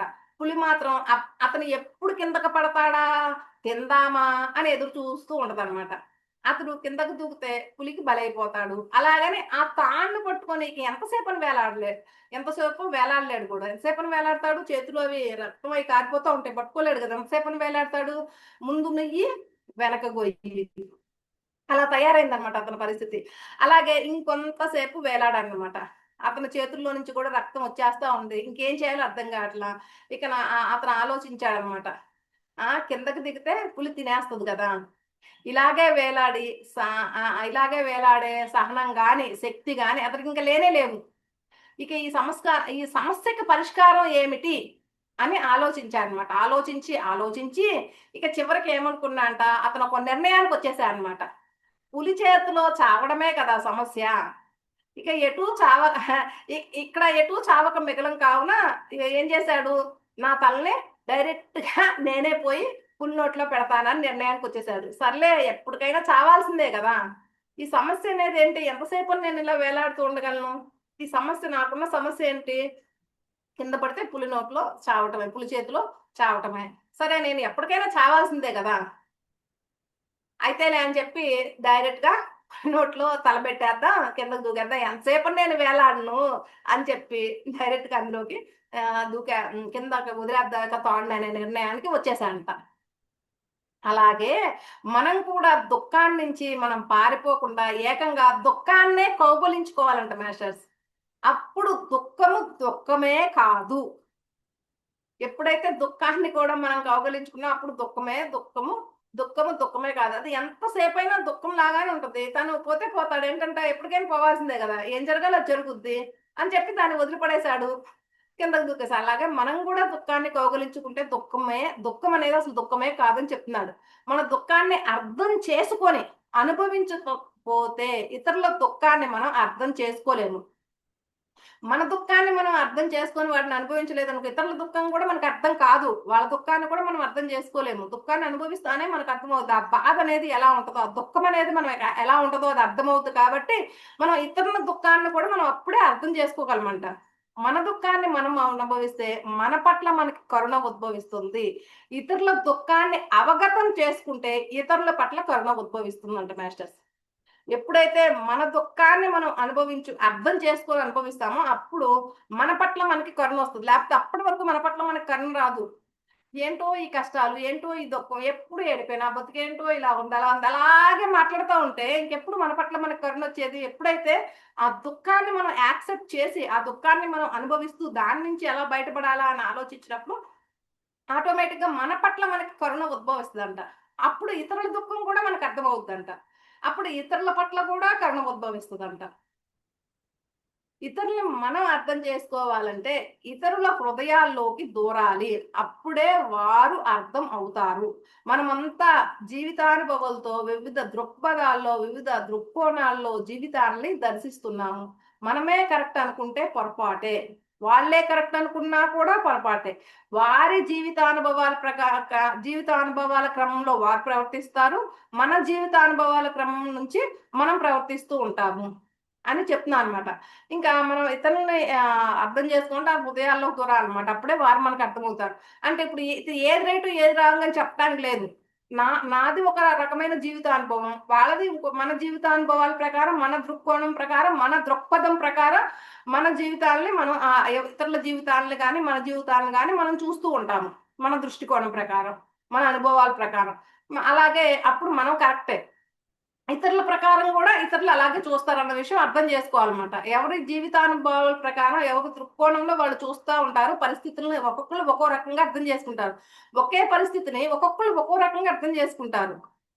ఇద్దరికి ఒకే బాధ వచ్చింది అనుకో, ఒకే రకమైన ఏదన్నా బాధ వచ్చినా ఏదైనా సమస్య వచ్చినా నేను నా అనుభవాల ప్రకారం, నా దృక్కోణం ప్రకారం, నా దృక్పథంలో నేను అర్థం చేసుకుంటాను. అదే అలాంటి బాధ ఇంకొకరికి వచ్చింది అనుకో, వాళ్ళు ఇంకో రకంగా అర్థం చేసుకుంటారు. అంటే ఇక్కడ వాళ్ళే రైట్, వాళ్ళే కరెక్ట్ గా అర్థం చేసుకున్నారు అనుకోవటానికి లేదు, నేనే కరెక్ట్ అంత కూడా తప్పే. ఎవరి జీవితానుభవాల ప్రకారం వాళ్ళ దుఃఖాన్ని వాళ్ళకు అనుకూలంగా ఎలా ఎలా దాన్ని అనుభవపూర్వకంగా దాన్ని అర్థం చేసుకుంటారు అంతే. ఇక్కడ ఒక్కొక్కరికి ఒక్కో రకం అనుభవం అనమాట. దుఃఖం ఒకటే కావచ్చు, వీళ్ళ అనుభవం వేరు, వాళ్ళ అనుభవం వేరు. ఇప్పుడు ఒక ఎగ్జాంపుల్ చిన్న ఎగ్జాంపుల్ చెప్పుకున్నా కానీ, ఇప్పుడు ఇద్దరు పేరెంట్స్ ఉన్నా అనుకోండి, ఇద్దరు పిల్లలు, వాళ్ళ పిల్లలు అమెరికా వెళ్ళారు, వీళ్ళ పిల్లలు అమెరికా వెళ్ళారు అనుకున్నాం. ఇతనేమో మా పిల్లలు, అది ఇద్దరికి ఒకటే జరిగింది. అది దుఃఖమైనా అసలు ఏదైనా కానీ, నేను మామూలు ఎగ్జాంపుల్ చెప్తున్నాను. అయితే ఈవిడేమో అయ్యో నా పిల్లోడికి నేను దూరంగా ఉండలేకపోతున్నానే అనుకుంటే ఒకళ్ళు ఏడుస్తారు, ఇంకొకళ్ళేమో తన తన పిల్లోడు అమెరికాలో చక్కగా మంచిగా సెటిల్ అయ్యి బాగున్నాడు, హ్యాపీగా ఉన్నాడు, ఒకళ్ళు సంతోషిస్తారు. అంటే ఒకటే సంఘటన, వీళ్ళు కరెక్టే, వీళ్ళు కరెక్టే, అలా అనమాట. అలా ప్రతి విషయంలో కూడా ఎవరి జీవితానుభవాల ప్రకారం వాళ్ళు అర్థం చేసుకుంటారు. ఇక్కడ నువ్వే కరెక్ట్ కాదు, వాళ్ళే కరెక్ట్ కాదు అని చెప్తున్నా అనమాట. ఎందుకు అంటే మన జీవిత క్రమం నుంచి మనం ప్రవర్తిస్తూ ఉంటాం. అందరూ వివిధ రకాలైన శక్తి, అవగాహన, జ్ఞానపు స్థాయిల్లో ఉంటాము. మన శక్తి, అవగాహన, జ్ఞానం స్థాయిలో వేరువేరుగా ఉంటారనమాట. ఈ విషయం అవగతం అయితే మనందరిలో ఒకనొక సామరస్యం నెలకొని మనకన్నా తక్కువ స్థాయిలో ఉన్న వారి పట్ల కరుణతో ఉంటాము. అది మాస్టర్స్. ఎప్పుడైతే మనకు అర్థమైందో వాళ్ళ శక్తి స్థాయిని బట్టి, వాళ్ళ అవగాహన స్థాయిని బట్టి, వాళ్ళ చైతన్య స్థాయిని బట్టి, వాళ్ళ జ్ఞాన స్థాయిని బట్టి వాళ్ళు ఉన్నారు అంతే అని మనం అర్థం చేసుకుంటాం. ఎవరన్నా మనల్ని తిడుతూ లేకపోతే ఎవరన్నా ఒక దొంగతనాలు చేస్తూ, లేకపోతే ఎవరన్నా ఒకరు తాగుతూ ఉంటారు, అలాంటి వాళ్ళు మనం చూస్తూ ఉంటాం కదా. చూసేసి అనుకుంటాము వాళ్ళ ఇలా ఉన్నారా, వాళ్ళు అంతే లేక అన్నట్టు వాళ్ళని చులకనగా, తక్కువగా అట్లా చూడకూడదు. అది వాళ్ళ చైతన్య స్థాయి, అది వాళ్ళ శక్తి స్థాయి, వాళ్ళ అవగాహన స్థాయి, వాళ్ళ జ్ఞాన స్థాయి, వాళ్ళ ప్రణాళిక అది, కాబట్టి వాళ్ళు అలా ఉన్నారు అన్న విషయం మనం ఎవరినైనా సరే మనం అర్థం చేసుకుంటే గనక అప్పుడు మనలో ఒకనొక సామరస్యం నెలకొనుద్దంట. అప్పుడు మనకన్నా తక్కువ స్థాయిలో ఉన్న వారి పట్ల మనకి ఆటోమేటిక్ గా కరుణ కూడా వచ్చేస్తుందట. వాళ్ళ పట్ల మనకి కరుణ కూడా ఉంటదంట. అప్పుడు ఒక ఐకమత్యం ఏర్పడుద్ది.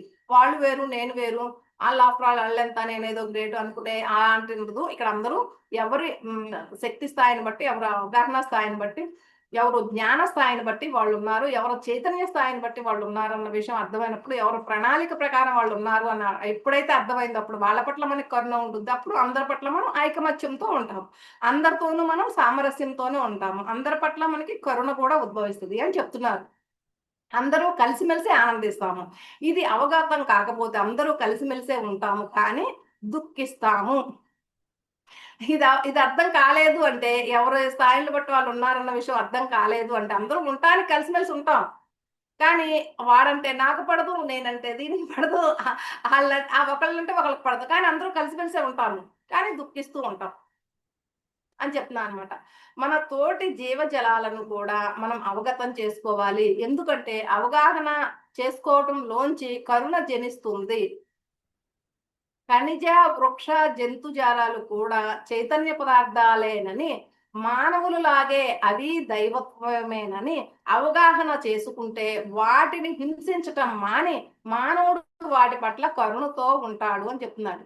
ఇంకా మనుషుల విషయమే కాదు, ఇక మిగిలిన జీవజాలాలు ఉన్నాయి కదా, వాటిని కూడా మనం అర్థం చేసుకోవాలన్నమాట. ఎందుకంటే అవగాహన చేసుకోవటంలో కరుణ జనిస్తుంది. వాటిని మిగిలిన జంతువులైనా వృక్షాలైనా వాటిని కూడా మనం అర్థం చేసుకోవాలి. అప్పుడే మనకి కరుణ, ఎప్పుడైతే అది వాళ్ళ చైతన్య స్థాయి అనేది మిగిలిన వాటిని కూడా అవగతం చేసుకుంటూ అప్పుడు వాటి పట్ల కూడా, జంతువుల పట్ల కూడా, వృక్షాల పట్ల కూడా, ఖనిజ, వృక్ష, జంతుజాలాలు అన్ని కూడా చైతన్య పదార్థాలే అని, వాటి పట్ల కూడా మానవుల్లాగే అవి కూడా దైవత్వమేనని అవగాహన చేసుకుంటే వాటి పట్ల కూడా మనకి కరుణ ఉద్భవించుద్ది. అప్పుడు వాటిని మనం హింసించకుండా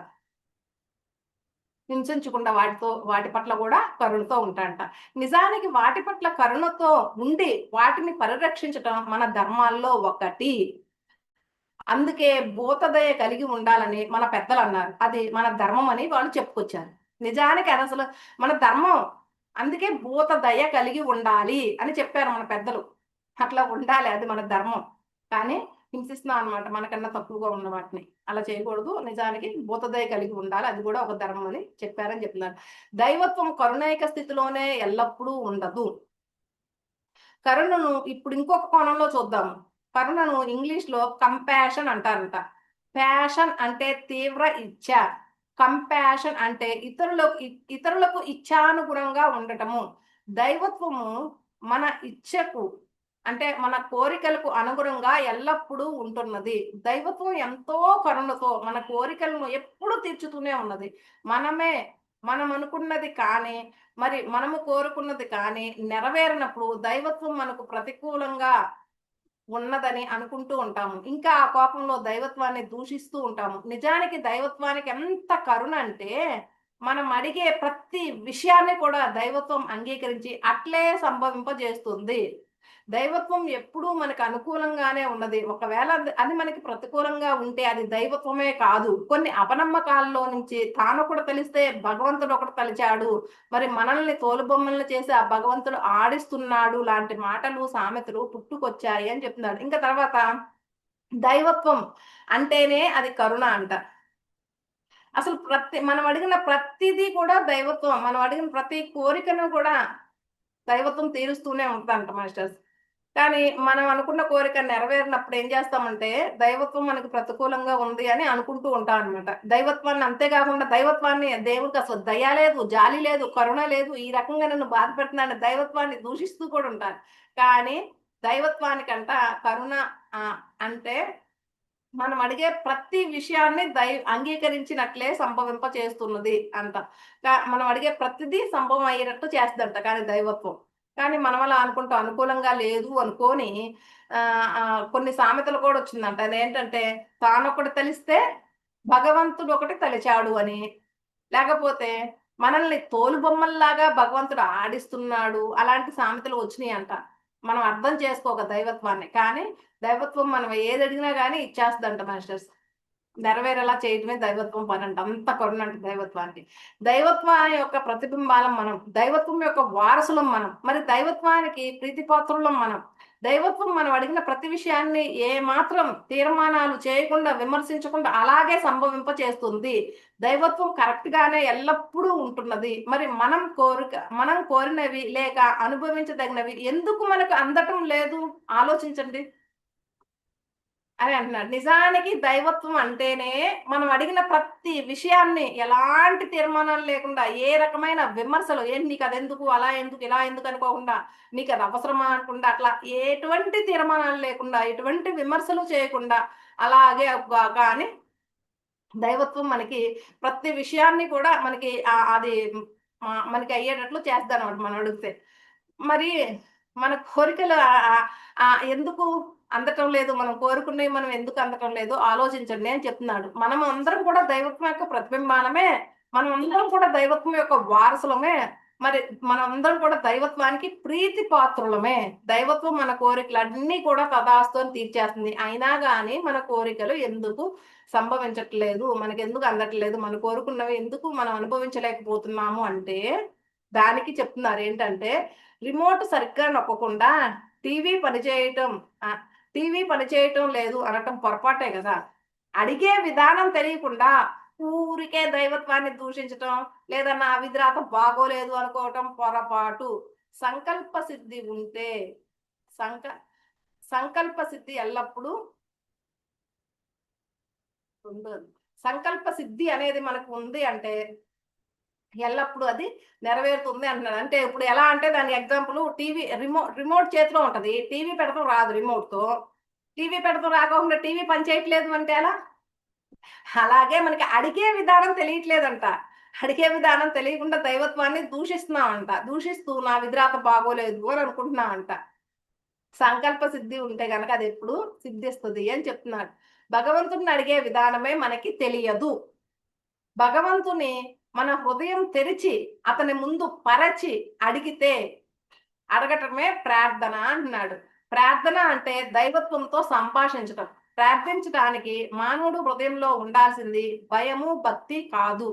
భయం మరి భక్తి అనేది మతంలోంచి పుట్టుకొచ్చినవి. ప్రేమ, ఆనందం మరి కృతజ్ఞత సత్యమైన ఆధ్యాత్మికతలోంచి పుట్టుకొస్తున్నాయి అని చెప్తున్నాడు. ఇంకా భగవంతుని అడిగే విధానమే మనకి తెలియదు కాబట్టి అలా మన కోరికలన్నీ నెరవేరలేకపోతున్నాయి అంట. భగవంతుడిని అంటే మన హృదయాన్ని తెరిచి మన హృదయం ఆయన ముందు పరిచి అడగాలంట. దాన్నే ప్రార్థన అనమాట. మనం దైవత్వంతో మన హృదయాన్ని తెరిచి ఆయనతో మనం సంభాషించాలి. మనం ఆయనతో సంభాషించాలి అంటే మనకు ఆయన పట్ల భయము గాని భక్తి గాని కాదు. ఆయన వేరు మన వేరు అనుకోవటం కాదు ఇక్కడ ఉండాల్సింది. భయము భక్తి అనేది మతాల నుంచి పుట్టుకొచ్చినాయి అని చెప్తున్నా అనమాట. ప్రేమ, ఆనందం, కృతజ్ఞత ఇవి ఉండాలంట మాస్టర్స్. మనం దైవత్వంతో సంభాషించాలంటే ప్రేమ, ఆనందం, కృతజ్ఞత ఇవే సత్యమైన ఆధ్యాత్మికతలోంచి పుట్టుకొచ్చాయి. నిజానికి ప్రార్థించేటప్పుడు మన హృదయాల్లో ఉండాల్సింది ప్రేమ, ఆనందం, కృతజ్ఞత. దేవుడు శిక్షిస్తాడేమో అన్న భయంలో నుంచో, భగవంతుడు తనకన్నా అతీతుడు అన్న భక్తి అనబడే దాంట్లో నుంచో ప్రార్థన చేస్తే అది ఎలా ప్రార్థన అవుతుంది? అమ్మో దేవుడు నన్ను శిక్షిస్తాడా అనే భయంతోను, దేవుడి మీద భయంతోను, లేకపోతే దేవుడు నేను వేరు దేవుడు వేరు అనే దాంట్లో నుంచి అనే ఆలోచనతోనే అనే భావనతోనే, దేవుడు అంటే భయం అనే భావనతోనో, లేకపోతే దేవుడు వేరు నాకంటే దేవుడు అతీతుడు, నేను వేరు దేవుడు వేరు అనే భావనతోనో ప్రార్థన చేస్తే అది ఎలా ప్రార్థన అవుతుంది అంటున్నాడు. భగవంతుడు మన నుంచి భయం మరి భక్తి ఆశించడం లేదు. మన నుంచి భగవంతుడు ఆశిస్తున్నది మన యొక్క ప్రేమ, ఆనందం మరియు మన యొక్క కృతజ్ఞతా భావాలు మాత్రమే. భగవంతుని పట్ల మనకు ఉండాల్సిన ప్రేమ, ఆనందం, ఆయన మనకి చాలా ఇచ్చాడు కదా. ఇప్పుడు ఈ బాడీ అసలు ఈ బాడీ ఎంత అద్భుతం మాస్టర్స్.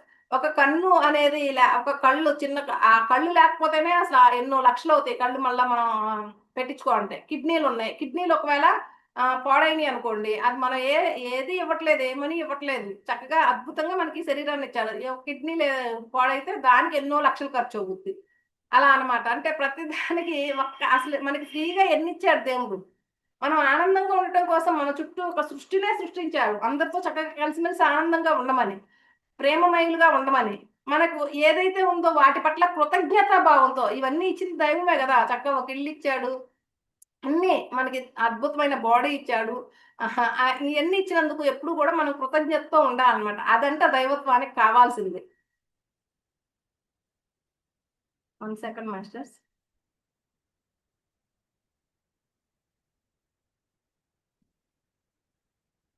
అసలు నిజానికి భక్తి అంటే ఏంటంటే భగవంతుడి మీద అపారమైన ప్రేమ మరియు శరణాగతి.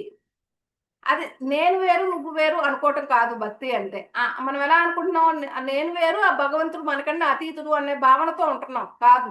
అసలు భక్తి అంటే ఏంటంటే భగవంతుడి మీద అపారమైన ప్రేమ మరియు శరణాగతి అని చెప్తున్నా అనమాట.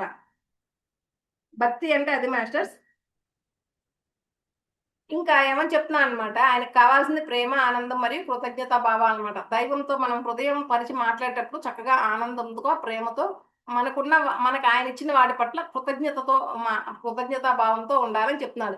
భగవంతుడు తనను పూజించకపోతే శిక్షించడు అని చెప్తే గుడులు, చర్చిలు, మసీదులు ఉంటాయా? దేవునిపై భక్తి ఉండనక్కర్లేదంటే ఎందరు గుడులకు, చర్చిలకు, మసీదులకు వెళ్తారు చెప్పండి? ఇదంతా మతం నేర్పించిన పరిమితమైన అవగాహన. అలాంటి పరిమితమైన అవగాహన ఉండిపోతున్నాం మాస్టర్స్.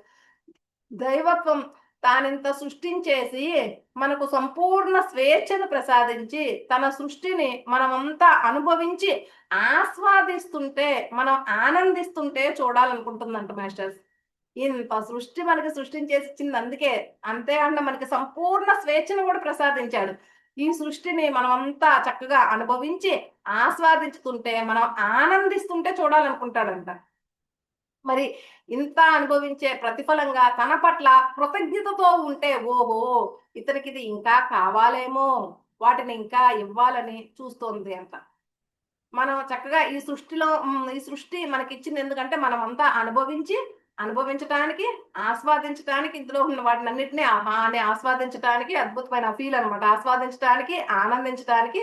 అంతేకాకుండా వాటిని మనం ఆస్వాదిస్తూ, అనుభవిస్తూ, చక్కగా ఆనందిస్తూ, వాటి పట్ల మనం కృతజ్ఞతా భావంతో ఉంటే, ఓహో ఇది ఇంకా కావాలేమో అని చెప్పి వాటిని ఇంకా ఇవ్వాలి అని చూస్తూ ఉంటుందంట దైవత్వం. భయం మరి భక్తి మతానికి మూలము. ప్రేమతో ఉండటము, ఆనందంగా ఉండటం, మరి కృతజ్ఞతతో ఉండటము ఆధ్యాత్మికతకు మూలం. దైవత్వం లాంటి ప్రేమతో, ఆనందంతో, కృతజ్ఞతతో ఉండాలంట. ప్రార్థన లేదు అంటే పొరపాటే. కానీ ప్రార్థన విధానమే ప్రధానం. దైవత్వంతో సంభాషించటమే ప్రార్థన. అసలు ప్రార్థన అంటేనే దైవత్వంతో సంభాషించటం అనమాట. ఇప్పుడు ఎలా ప్రార్థిస్తే దైవత్వం మనల్ని కరుణతో అనుగ్రహిస్తుందో చూద్దాం. అది దైవత్వాన్ని ఎలా ప్రార్థించాలి, ఎలా ప్రార్థిస్తే దైవత్వం మనల్ని కరుణతో అనుగ్రహిస్తుందో చూద్దామని చెప్తున్నారు. ఎలా అంటే ఇక్కడ చెప్తున్నారు మాస్టర్స్, మామూలుగా మన ప్రార్థనలన్నీ కూడా భవిష్యత్తులోనే ఉంటాయంట. కానీ సృష్టికి ఎల్లప్పుడూ ఉండేది నిత్య వర్తమానమే. మనకు భవిష్యత్ వర్తమాన కాలాలు ఉంటాయి. జరిగిపోయింది, జరుగుతున్నది, జరగబోయేది. భవిష్యత్ వర్తమాన కాలాలు మనకుంటాయి. కానీ సృష్టికి ఎల్లప్పుడూ కూడా ఉండేది వర్తమానంలోనే ఉంటుందంట. సృష్టి ఎప్పుడు కూడా నిత్య వర్తమానమే అంట. సృష్టి ఉండేది ఎప్పుడు కూడా. మన భవిష్యత్తు కూడా సృష్టి వర్తమానంలోనే ఉంది. మన భవిష్యత్తు కూడా సృష్టి వర్తమానంలోనే ఉంది. కావున మనం అడిగేవన్నీ ప్రస్తుతంలో లేదా వర్తమానంలోనే ఉండాలంట. మనం అడిగే విధానం అంతా ఎప్పుడో ఏదో జరగాలి స్వామి, నాకు అది జరగాలి, నాకు ఇది జరగాలి అంటాం కాదు. ఆల్రెడీ జరిగిపోయినట్టు అనమాట వర్తమానంలో. అందుకే మనం అడిగే అన్ని కూడా ప్రస్తుతంలో వర్తమానంలోనే ఉండాలంట మాస్టర్స్. దైవంతో సంభాషించేది. అందుకే మీకు కావాల్సినవి లేదా మీరు కోరుకునేవి మీకు ఇప్పుడే ఉన్నట్లుగా భావించాలని ఆధ్యాత్మికవేత్తలు చెప్తూ ఉంటారు. మనం కూడా చాలా సార్లు వింటూ ఉంటాం కదా! ఆధ్యాత్మికవేత్తలు అందరూ ఏమని చెప్తూ ఉంటారు? నీకేం కావాలో అవన్నీ నీకు వచ్చేసినట్లు. ఇప్పుడు ఆర్థికంగా ఒకళ్ళు ఇబ్బంది పడుతున్నారని చెప్పామనుకోండి. ఆర్థికంగా ఉన్న ఇబ్బందులన్నీ తొలగిపోయినట్టు, చక్కగా మళ్ళా వ్యాపారం మంచిగా కలిసొచ్చినట్టు, ఎవరికి ఇవ్వాల్సిన డబ్బులు వాళ్ళకి ఇచ్చేసినట్టు, ఎంతో ఆనందంగా ఉన్నట్లు. అలా అనమాట. అలా వర్తమానంలో అందుకే ఆధ్యాత్మికవేత్తలందరూ కూడా అదే చెప్తారు. అంతా వర్తమానం మన భవిష్యత్తులో స్వామి త్వరలో నా అప్పులు తీరిపోవాలి స్వామి, నేను చక్కగా ఉండాలి స్వామి అని అడగకూడదు. భవిష్యత్తు కాదు అడగాల్సింది. అది అసలు అవి వచ్చేసినట్టు మన అప్పులు మనకు అవసరమైన డబ్బు మళ్ళా వ్యాపారంలో కలిసొచ్చి మళ్ళా అవి ఆళ్ళకి ఇచ్చేసినట్టు ఇవ్వాల్సిన వాళ్ళందరికీ మనం మళ్ళా చక్కటి ఇంట్లో అప్పుడు ఆల్రెడీ మనం ఊహించుకోవడం. అప్పుడు ఎలా ఉన్నామో ఆల్రెడీ మనకు ఐడియా ఉంది గదా! ఊహించుకుంటూ ఉండాలనమాట. చక్కగా మన ఇంట్లో కార్లు ఆ నగలయన్నీ కొనుక్కొని మళ్ళా ఆనందంగా ఉన్నట్టు అలా అలా భావించాలంట మాస్టర్స్. అదే చెప్తారంట ఆధ్యాత్మిక వేత్తలు కూడా వర్తమానంలోనే ఉన్నట్లు అడగాలి, అవి ఉన్నట్లే అడగాలంట దైవాన్ని. మన సృష్టి ప్రతి దానికి ఎల్లప్పుడూ ఓకే లేదా తదాస్తు చెప్తూనే ఉంటదంట. సృష్టి ఎప్పుడు కూడా మనం ఓకే లేదా తదాస్తు అని చెప్తూనే ఉంటుందంట. మనం ఏదడిగినా కానీ నేచర్ నెవర్ సేస్ నో. ప్రకృతి ఎప్పుడు కాని దేనికి కానీ కాదనదు. అంటే ప్రకృతి ఎప్పుడు కానీ దేనిని కానీ కాదనదు అని చెప్తున్నాడు. ఎప్పుడు దేనిని కూడా ప్రకృతి కాదనదు అంట. నో అని చెప్పటమే రాదంట అసలు ప్రకృతికి. కావున యద్భావం తద్భవతే. మీ భావన్నే సృష్టి తదాస్తు అంటున్నది. అలాగే మీ జీవితంలో సంభవిస్తున్నది యద్భావం తద్భవతే, మరియు తదాస్తుల ఫలితమే కార్యసిద్ధి. మరి జీవితానుభవం అంటే భావము ప్లస్ తదాస్తు ఇజ్జుకుంటే జీవిత అనుభవం అంట. మన భావం ఏముంది మనకి, ఎప్పుడో రావాలి, డబ్బులు రావాలి, అవి రావాలి, ఇవి రావాలి కాదు కోరుకోవాల్సిందే, అవి వచ్చేసినట్లు. మన అప్పులన్నీ ఒకవేళ ఆర్థిక సమస్య ఉంటే తీరిపోయినట్లు. అలా ఏ సమస్య అయినా అంతే. ఇప్పుడు అనారోగ్యమైన అంతే, తగ్గిపోయినట్లు, మనం ఆనందంగా ఉన్నట్లు అలా అనమాట. అంటే అది వర్తమానంలో జరిగిపోయినట్లు అడగాలంట మాస్టర్ సృష్టిని. అందుకే ఆధ్యాత్మికవేత్తలందరూ కూడా అదే మాట చెప్తున్నారు. మన భావం అలాగే ఉండాలంట. అనారోగ్యమైన తగ్గిపోయినట్టు, ఆర్థిక సమస్య అయినా పోయినట్టు, ఆనందంగా ఉన్నట్లు అలాగే ఉండాలంట మన భావన. అప్పుడు భావము ప్లస్ తదాస్తు. మన భావం అదే, మనస వాచ కర్మ ఒకటే మన భావన ఉంది. మన మాటలు చేష్టలు మనం మాట్లాడడానికి కూడా తీరిపోయినాయి, అంత బాగానే ఉన్నాం మేము అన్నట్లుగానే ఉండాలన్నమాట మన భావన అనేది కూడా. మన మనస వాచ కర్మ కూడా. అప్పుడు భావము ప్లస్ తదాస్తు.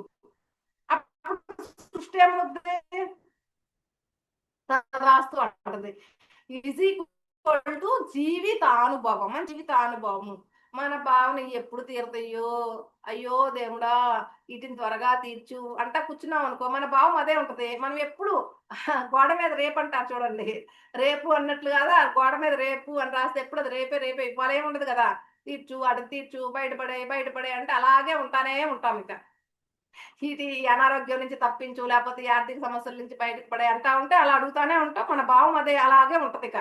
అందుకనే మనకు ఆల్రెడీ అవన్నీ వచ్చేసినట్లు, మన అనారోగ్యమే తగ్గిపోయినట్లు, ఆర్థిక సమస్య అయితే ఏదైతే అది క్లియర్ అయిపోయినట్టు అలా అనుకుంటూ ఉండాలంట మాస్టర్స్. మన భావము ఫోన్ చేసేది, మన భావము ప్లస్ తదాస్తు ఈక్వల్ టు జీవిత అనుభవం అవుతుందని చెప్తున్నారు. కావున మనం వర్తమానంలో ఏదైనా అడిగితే ఆ భావం సృష్టి గర్భంలోనికి ప్రవేశించి మనకు తిరిగి మనం అడిగిన దాన్ని ప్రసాదిస్తుంది. అందుకనే వర్తమానంలో ఉండాలి మనం. వర్తమానంలో మనం ఏది అడిగినా సరే అది సృష్టి గర్భంలోని ప్రవేశించి తిరిగి మనం అడిగిన దాన్ని ప్రసాదిస్తుంది అంట మ్యాచెస్. మరి మనకు లభించిన దానికి మనం కృతజ్ఞతతో ఉంటే ఆ కృతజ్ఞతా భావము మనకు అవి ఇంకా కావాలన్న సంకేతాన్ని సృష్టికి తెలియజేస్తుంది. కావున మన ప్రార్థనలన్నీ కూడా కింది విధాలుగా ఉండాలి. ఇక ఎలా ప్రార్థించాలో మనకి ఇక్కడ కొన్ని ఎగ్జాంపుల్స్ ఇచ్చారు. ఇంకా అంతేకాకుండా వర్తమానంలో ఇలా జరిగిపోయినట్లు, ఇప్పుడు ఆర్థిక సమస్య ఎగ్జాంపుల్ తీసుకున్నా కానీ ఇలా వచ్చినట్టు, మళ్ళా కారుల్లో తిరుగుతున్నట్టు అలా భావించి, స్వామి నాకు ఇన్ని ప్రసాదించినందుకు, చక్కగా ఈ కారు ఇవన్నీ నాకు ఇచ్చినందుకు నాకు అన్ని కృతజ్ఞతలు స్వామి, కృతజ్ఞతలు అని అలా అవి వచ్చేసినట్లు ప్లస్ వాటికి కృతజ్ఞతలు కూడా చెప్పుకోవాలంట. అప్పుడు ఇంకా ఇంకా కావాలి అన్న విషయం సృష్టికి మనం సంకేతాన్ని ఇచ్చినట్లు అంట. ప్రార్థనలన్నీ అలాగే ఉండాలంట మాస్టర్స్. అవి కొన్ని ఎగ్జాంపుల్స్ ఇక్కడ చూపించారు. మీరు ఒకవేళ అనారోగ్యంతో ఉంటే గనక, మీకు సంపూర్ణ ఆరోగ్యం కావాలనుకుంటే గనక మీరు ఏమని ప్రార్థించాలంట దైవాన్ని, నేను సంపూర్ణ ఆరోగ్యంతో ఉన్నందుకు నేను ఆనందంగాను మరి కృతజ్ఞతతోనూ ఉన్నాను అనే ఉండాలంట. ఎప్పుడు అదే మాట అనమాట. నేను సంపూర్ణ మీకు ఆరోగ్యం కావాలి, మీకు నిజంగా అనారోగ్యం ఉంది, అయినప్పటికీ కూడా మీకు సంపూర్ణ ఆరోగ్యం కావాలనుకుంటున్నారు కాబట్టి మీరు ఎలా ఉండాలంట, దైవంతో ప్రార్థన హృదయ ఎలా ఉండాలంట, మనసా వాచ కన్నా కూడా నేను సంపూర్ణ ఆరోగ్యంతో ఉన్నందుకు నేను ఆనందంగాను మరి కృతజ్ఞతతోనూ ఉన్నాను. నేను సంపూర్ణ ఆరోగ్యంతో ఉన్నందుకు నేను ఆనందంగాను మరి కృతజ్ఞతతోనూ ఉన్నాను అని భావించి ఆ భావంతోనే ఉంటే, అదే భావంతో ఉండాలి ఎప్పుడు కూడా. సృష్టి ప్రతి దానికి తదాస్తు అంటున్నది. మరి ఈ వాక్యానికి సృష్టి తదాస్తు అంటున్నది. మీరు ఆనందంగాను కృతజ్ఞతగా ఉన్నారంటే మీకు సంపూర్ణ ఆరోగ్యం లభించిందన్నే లెక్క. అంత విశ్వాసం ఉండాలి మాస్టర్స్. మనసా వాచా కన్నా నేను సంపూర్ణ ఆరోగ్యంతో ఉన్నందుకు నేను ఆనందంగాను మరి కృతజ్ఞతతోనూ ఉన్నాను అని చెప్తూ ఉంటే సృష్టి ఆటోమేటిక్ గా తదాస్తు అంటదన్నమాట. అప్పుడు సంపూర్ణ ఆరోగ్యం మీకు లభించిందనే లెక్కంట. కావున మీకు సంపూర్ణ ఆరోగ్యం మీ సమీప భవిష్యత్తులోనే సిద్ధిస్తుంది. అది లభించేసినట్లు లెక్క. కాబట్టి సంపూర్ణ ఆరోగ్యం అనేది సమీప భవిష్యత్తులోనే సిద్ధిచ్చేస్తదంట మనకి నిజంగానే. ఇలాగే మన ఆర్థిక స్తోమతను మెరుగుపరుచుకోవడానికి ఇలాగే ప్రతిదీ అంతే. ఇప్పుడు అనారోగ్యంది ఎలా చెప్పారు? నేను సంపూర్ణ ఆరోగ్యంతో ఉన్నందుకు నేను ఆనందంగాను మరి కృతజ్ఞతతోనూ ఉన్నాను అన్నాను. అలాగే ఈ ఆర్థిక స్తోమత మెరుగుపరుచుకోవటానికైనా, సంబంధ బాంధవ్యాలను చక్కదిద్దుకోవటానికైనా, విజయం సాధించటానికైనా మనకిప్పుడు ఒక జాబ్ కావాలనుకోండి. ఆ జాబ్ వచ్చేసినట్లు, ఆ జాబ్‌కి మనం రేపు రోజు చక్కగా వెళ్తూ వస్తున్నట్లు, చక్కగా మనకి నెల సాలరీ ఎంత మనం రూ. 1,00,000 అనుకున్నాం అనుకో, ఆ 1,00,000 మనకిచ్చేసినట్టు, ఆ డబ్బులతో మనం చక్కగా ఇంట్లో వాళ్ళకి ఏమన్నా కొనుక్కొచ్చి ఇచ్చినట్లు, ఏదో ఒకటి ఫస్ట్ సాలరీ ఇస్తాం గదా! అలా మనం ఇదంతా నాకు ఈ యూనివర్స్ నాకింత అద్భుతమైన జాబ్ ఇచ్చినందుకు అని కృతజ్ఞతలు తెలియచేసుకుంటున్నాను. ఈ జాబ్‌తో వచ్చిన మనీతో నేనెంతో ఆనందంగాను, కృతజ్ఞతతోనూ ఉన్నాను అని అట్లా అన్నమాట. ప్రతిదీ అలా అది వర్తమానంలోనే సృష్టికి వర్తమానం ఒకటే ఉంటది మాస్టర్స్. భూత భవిష్యత్ కాలాలనే ఉండవంట. సృష్టికి ఓన్లీ వర్తమానమేనంట ఉండేది. కాబట్టి మనం వర్తమానంలో జరిగిపోయినట్లు మనం భావిస్తూ ఉండాలంట మాస్టర్స్. ఆటోమేటిక్‌గా జరిగిపోయిద్దంట. మనం పైపెచ్చు కృతజ్ఞత కూడా చెప్తున్నాం అది జరిగిపోయినందుకు. ఇంకా కృతజ్ఞత చెప్తే ఇంకా ఇంకా ఇవ్వాలి నాకే అనిపిస్తదంట. ఇంకా ఇంకా ఇవ్వాలి కాబోలు అని ఇంకా ఇంకా ఇస్తదనమాట. ఇంకా మంచి జాబ్, ఇంకా ఇంకా మంచి ఎక్కువ సాలరీ అలా ఇస్తా ఉంటదంట. సృష్టికున్నది వర్తమానం మాత్రమే. అందుకనే మనం అడగాల్సిన విధానం వర్తమానంలో జరిగిపోయింది అని. అలా ఏదైనా సరే మనకు కావాల్సిన వాటిని మనం పొందటానికి అన్నిటిని గూడా మనలో నుంచి భావనా శక్తిని సృష్టి కేంద్రంలోనికి ప్రవేశపెట్టవచ్చును. భావనా శక్తి అంటే ఎమోషనల్ ఎనర్జీ. ఎమోషన్ అంటే ఎనర్జీ ఇన్ మోషన్. అంతే మన భావననే మనకంతా మనం భావించుకోవాలి అలా కూర్చొని. మన భావనా శక్తిని, మన ఎమోషనల్ ఎనర్జీని ఆ సృష్టి కేంద్రంలోనికి ప్రవేశపెట్టేయాలంట. అంతా అలాగే భావించుకుంటా ఉండాలి. అదంతా జరిగిపోయినట్లు. అది ఏదైనప్పటికి అనారోగ్యమైన, ఆర్థిక సమస్య అయినా, విజయమైనా మీరు ఏ కోరిక కావాలంటే ఆ కోరిక జరిగిపోయినట్లే భావించాలి. ఎందుకంటే సృష్టికి వర్తమానం మాత్రమే ఉంది. భూత భవిష్యత్తులకి సృష్టికి లేవు. మనకి తెలియక మనం త్వరగా నా అప్పు తీరిపోవాలి, త్వరగా నా అనారోగ్యం తీరిపోవాలి, త్వరగా అది జరగాలి అని అంటూనే ఉంటాం. త్వరగా అంటూనే ఉంటాం, అంటూనే ఉంటాం, అంటూ ఉంటాం. ఇది వర్తమానం అదే గదా! సృష్టికి వర్తమానం ఒకటే గదా ఉంది. అలా అంటూనే ఉంటాం అన్నమాట వర్తమానం అంతా గూడా. అది మాస్టర్స్ అది అడగాల్సిన విధానం అంట. మనకి అడగాల్సిన విధానం రాక, మనం దేవుడు మనకి మన కోరికలు తీర్చట్లేదు. దేవుడికి దయ లేదు. దేవుడికి జాలి కన్నా లేదనుకుంటే దేవుడినే దూషిస్తూ ఉన్నాం అన్నమాట. తోలుబొమ్మలు ఆడించినట్టు మనల్ని ఆడుకుంటున్నాడు దేవుడు. తానొకటి తెలిస్తే దైవం ఇంకోటి తెలిసింది అని అలాంటి సామెతలన్నీ మనం అర్థం చేసుకోక మనకి చేతగాక ఆ మాటలన్నీ వచ్చాయండి మాస్టర్స్. కావుననే భావన ప్రధానం. సృష్టికి తెలుగు, సంస్కృతం, ఇంగ్లీష్ ప్రధానం కాదు. భావమే సృష్టిలోనికి మనం పంపే సంకేతం. అంతే. అది ఏ భాష అన్నది కాదు. మనం మాట్లాడతాము. ఈ మాటలు ఎలా ఉంటే ఆ భావం మనలో నుంచి జనిస్తుంది. పదే పదే పలుకుతుంటే అది మంత్రం. మంత్రం అవుతుంది. మాటే మంత్రం అని అందుకే అన్నారు పెద్దలు. పదే పదే మనం అదే భావిస్తున్నాం. మన భావన ఏముందో మన మాట కూడా అదే వస్తది. సృష్టికి కావాల్సింది భాష కాదు. మనం ఏం భావిస్తామో అదే మన మాటలాగా మనం అవే మాటలు, అవే చేష్టలు చేస్తా ఉంటాం అన్నమాట. ఇంకా మనం అదే అదే మాట్లాడతాం. పదే పదే మన భావన ఏదుంటే మన మాట కూడా అదే వస్తది గదా!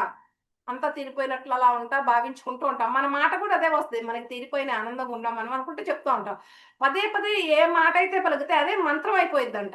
మాటే మంత్రం అని అందుకే అన్నా అంట పెద్దలు. పదే పదే పలికిన మాట మంత్రమవుతుంది. మనం ఆలోచిస్తుంటాం. మనం చేసే ఆలోచనలోంచే ఆ భావం ఉద్భవిస్తుంది.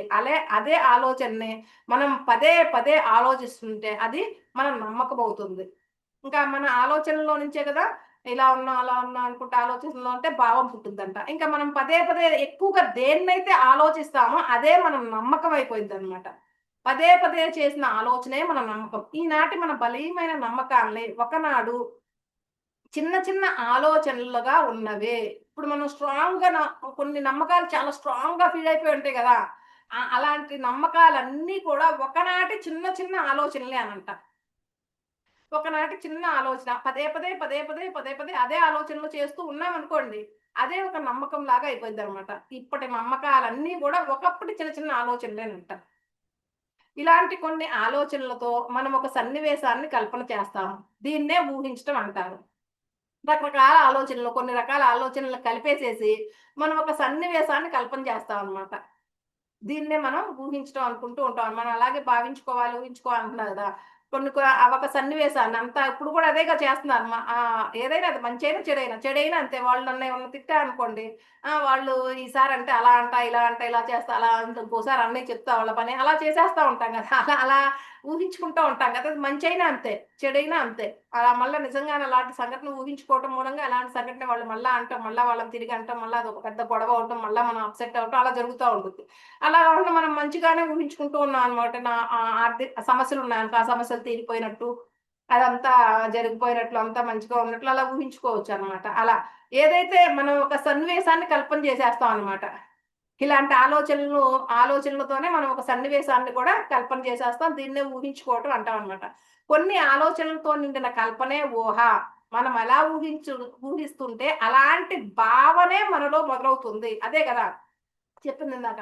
మనం ఎలా ఊహిస్తుంటే అలాంటి భావనే మనలో మొదలవుతుంది. మనం ఎంతసేపు ఏం ఊహించామో అదే భావన. మనకు ఆ సమస్యలున్నాయి తీరిపోయినట్లు ఊహించుకుంటే అదే భావన.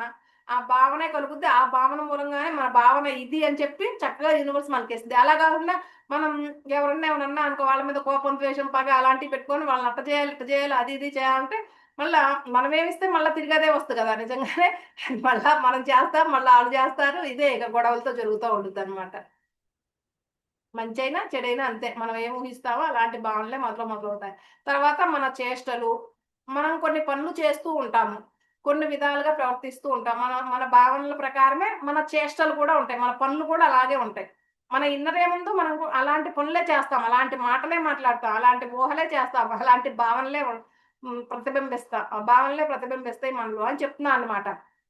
మనం ఎలా ప్రవర్తిస్తున్నామో ఆ భావనే మనలోంచి ఉత్పన్నమవుతుంది. దీన్నే మనసా వాచా కర్మణ అన్నారు పెద్దలు.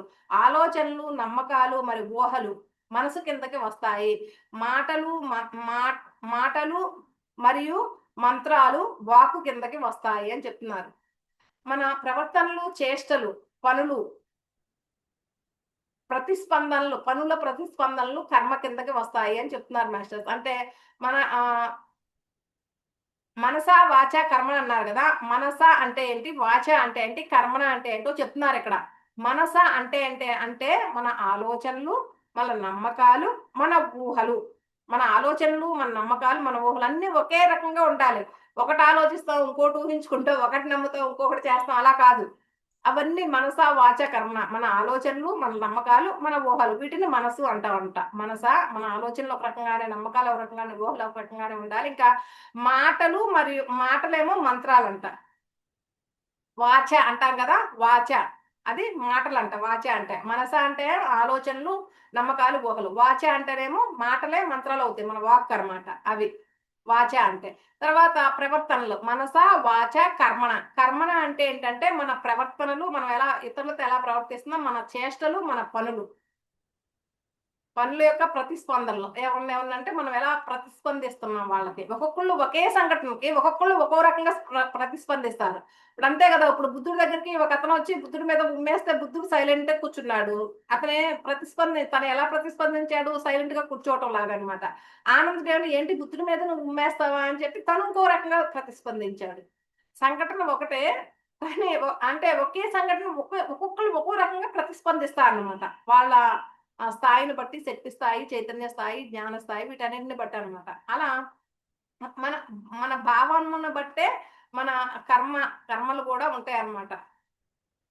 మనం ప్రతిస్పందించే విధానం గూడా ఉంటదంట. మనం చేసే ఊహలు, ఆలోచనలు, నమ్మకాలను బట్టే మనం ప్రతిస్పందించే విధానము, ప్రవర్తనలు, చేష్టలు గూడా అవే ఉంటాయి అని చెప్తున్నా అనమాట. అంతా గూడా ఒకే రకంగా ఒకటే ఉండాలి. మన భావం మొత్తం ఒకటే అయి ఉండాలి మాస్టర్స్. మనస, వాచ, కర్మణ.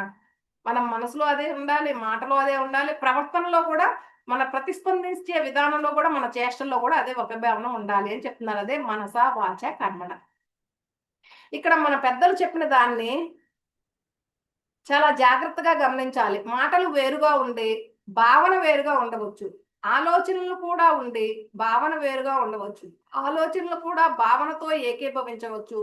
ఏకీభవించకపోవచ్చు, ప్రవర్తనలు కూడా భావంతో ఏకీభవించకపోవచ్చు. అందుకే యద్భావం తద్భవతి అన్నారు కృష్ణుడు. ఏమన్నా అంటే ఇక్కడ చూడండి మాస్టర్స్ ఏమని చెప్తున్నా అంటే, మన పెద్దలు చెప్పింది యద్భావం తద్భవతి మీనింగ్ ఇక్కడ చెప్తున్నారు. ఇక్కడ యద్భావం తద్భవతి అని మాత్రమే ఎందుకు అన్నాడు శ్రీకృష్ణుడు అన్నదానికి ఇక్కడ ఎక్స్ప్లెయిన్ చేస్తున్నారు. చూడండి, మన పెద్దలు ఏం చెప్పారు దాన్ని జాగ్రత్తగా గమనించమంటున్నాడు. ఏంటంటే, మనం మాట్లాడేది వేరుగా ఉండొచ్చు, భావన వేరు. మన లోపల భావన వేరుగా ఉంటుంది, మనం మాట్లాడే మాట వేరుగా ఉండొచ్చు. రెండు పొంతలు ఉండకపోవచ్చు. లోపల భావనే ఒక్కోసారి మాట్లాడకపోవచ్చు అనమాట. మాటలు వేరుగా ఉండొచ్చు, భావన వేరుగా ఉండొచ్చు. అలాగే మన ఆలోచనలు, మనం ఒకటి ఆలోచిస్తాము, ఇంకొకటి భావిస్తాం. మనం ఎలా ఇప్పుడు మనం టీవీ కొనాలి, చిన్న చిన్న విషయాలైనా సరే మనం టీవీ కొనాలి అని ఆలోచిస్తాం. భావన ఏమో టీవీ ఎందుకులే అని అంటది. అలా అనమాట. అంటే మన ఆలోచన ఒకటై ఉండొచ్చు, మన భావన వేరే ఉండొచ్చు, మారిపోవచ్చు. రెండు ఒకటే అయి ఉండకపోవచ్చు. ఇంకా ఆలోచనలు అన్ని కూడా భావనతో ఏకీభవించకపోవచ్చు. ఆలోచనలు అన్ని కూడా మన భావనతో కూడా ఏకీభవించకపోవచ్చు అనమాట. ప్రవర్తనలు కూడా, మన ప్రవర్తన ఒక రకంగా ఉండొచ్చు, మన లోపల భావన ఇంకో రకంగా ఉండొచ్చు. ఇప్పుడు ఎవరైనా ఉన్నా అనుకోండి, పాపం పోన్లే, పాపం తెలియక అలా చేశాడని లోపల భావన ఉంటుంది. పైకేమో ఎందుకు అలా చేశావు అని అరిచేస్తాం వాడిని. అంటే మన ప్రవర్తన ఓ రకంగా ఉండొచ్చు, మన భావన మన ప్రవర్తన కూడా ఏకీభవించకపోవచ్చు. అందుకే శ్రీకృష్ణుల వారు అన్నా అంటే యద్భావం తద్భవతి అన్నా అనమాట. అంటే ఇంకా ఎత్ వాక్కు అల్లా, నువ్వేం మాట్లాడతావో అదే అల్లా. ఎత్ వాక్కు, వాక్కు అంటే మాట్లాడు కదా, ఎత్ వాక్కు తద్భవతి అని అనలేదు. ఎత్ యోచతి, యోచతి అంటే ఆలోచన కదా, ఎత్ యోచతి తద్భవతి అని అనలేదు. నువ్వేం ఆలోచిస్తావో అదే జరుగుద్ది అనలేదు, నువ్వేం మాట్లాడతావో అదే జరుగుద్ది అనలేదు. ఎత్ వాక్కు తద్భవతి అనలేదు, ఎత్ యోచతి తద్భవతి అనలేదు, చేష్టతి తద్భవతి అని కూడా అనలేదు. అంటే నువ్వు ఎలాంటి చేష్టలు ఎలాంటి పనులు చేస్తావో అలా అవే నీ తద్భవతి, అవే నీది అని కూడా అనలేదు, అని ఎవ్వరూ చెప్పలేదు. ఏమని చెప్పారు? యద్భావం తద్భవతి, నీ ఆలోచన అవన్నీ కాదు, నీ భావన ఏది ఉందో అదే జరుగుద్ది అని చెప్తున్నారు. నీ మాట ఏదుందో అదే జరుగుద్ది అంటే కనుక యత్ వాక్కు తద్భవతి అనొచ్చు కదా. నీ ఆలోచన ఏదైతే అదే జరుగుద్ది అంటే యోచితి అదే తద్భవతి అనొచ్చు కదా. ఒకవేళ నీ చేష్ట, నువ్వు ఎలాంటి పనులు చేస్తే అదే జరుగుద్ది అంటానికి చేష్ట తద్భవతి అనొచ్చు కదా. కానీ ఎవరు అలా చెప్పలేదంట. భావం తద్భవతి. మెయిన్ ఇక్కడ నువ్వు ఏం చేస్తున్నావో, ఏం ఆలోచిస్తున్నావో, ఏం మాట్లాడుతున్నావో అది కాదు ముఖ్యం. మెయిన్ ఇక్కడ నీ భావన ఏది ఉంది అదే జరుగుద్ది అని చెప్పా అంట. యద్భావం తద్భవతి. అదే కదా మనం మామూలుగా ఇది కూడా చెప్పుకుంటా ఉంటాం కదా మాస్టర్స్. ఇప్పుడు నా భావన నువ్వు చేసే పని కాదు కదా ఇక్కడ. ఎప్పుడు చెప్పే ఎగ్జాంపుల్, ఇప్పుడు డాక్టర్ ఏమో ఒక అతను కాలు కోసేస్తున్నారు, తన భావన ఏంటి? తనని కాపాడాలని. దొంగ ఒక అతను కాలు నరికేస్తాడు, తన భావన ఏంటి? తన స్వార్థం కోసం చేస్తున్నాడు. అందుకని అది కర్మ అవుద్ది, ఇది కర్మ అవ్వదు. రెండు ఒకటే పని. అందుకనే నువ్వు చేసే చేష్ట గాని, నువ్వు మాటలు కొన్నిసార్లు మన భావన కరెక్ట్ గానే ఉంటుంది.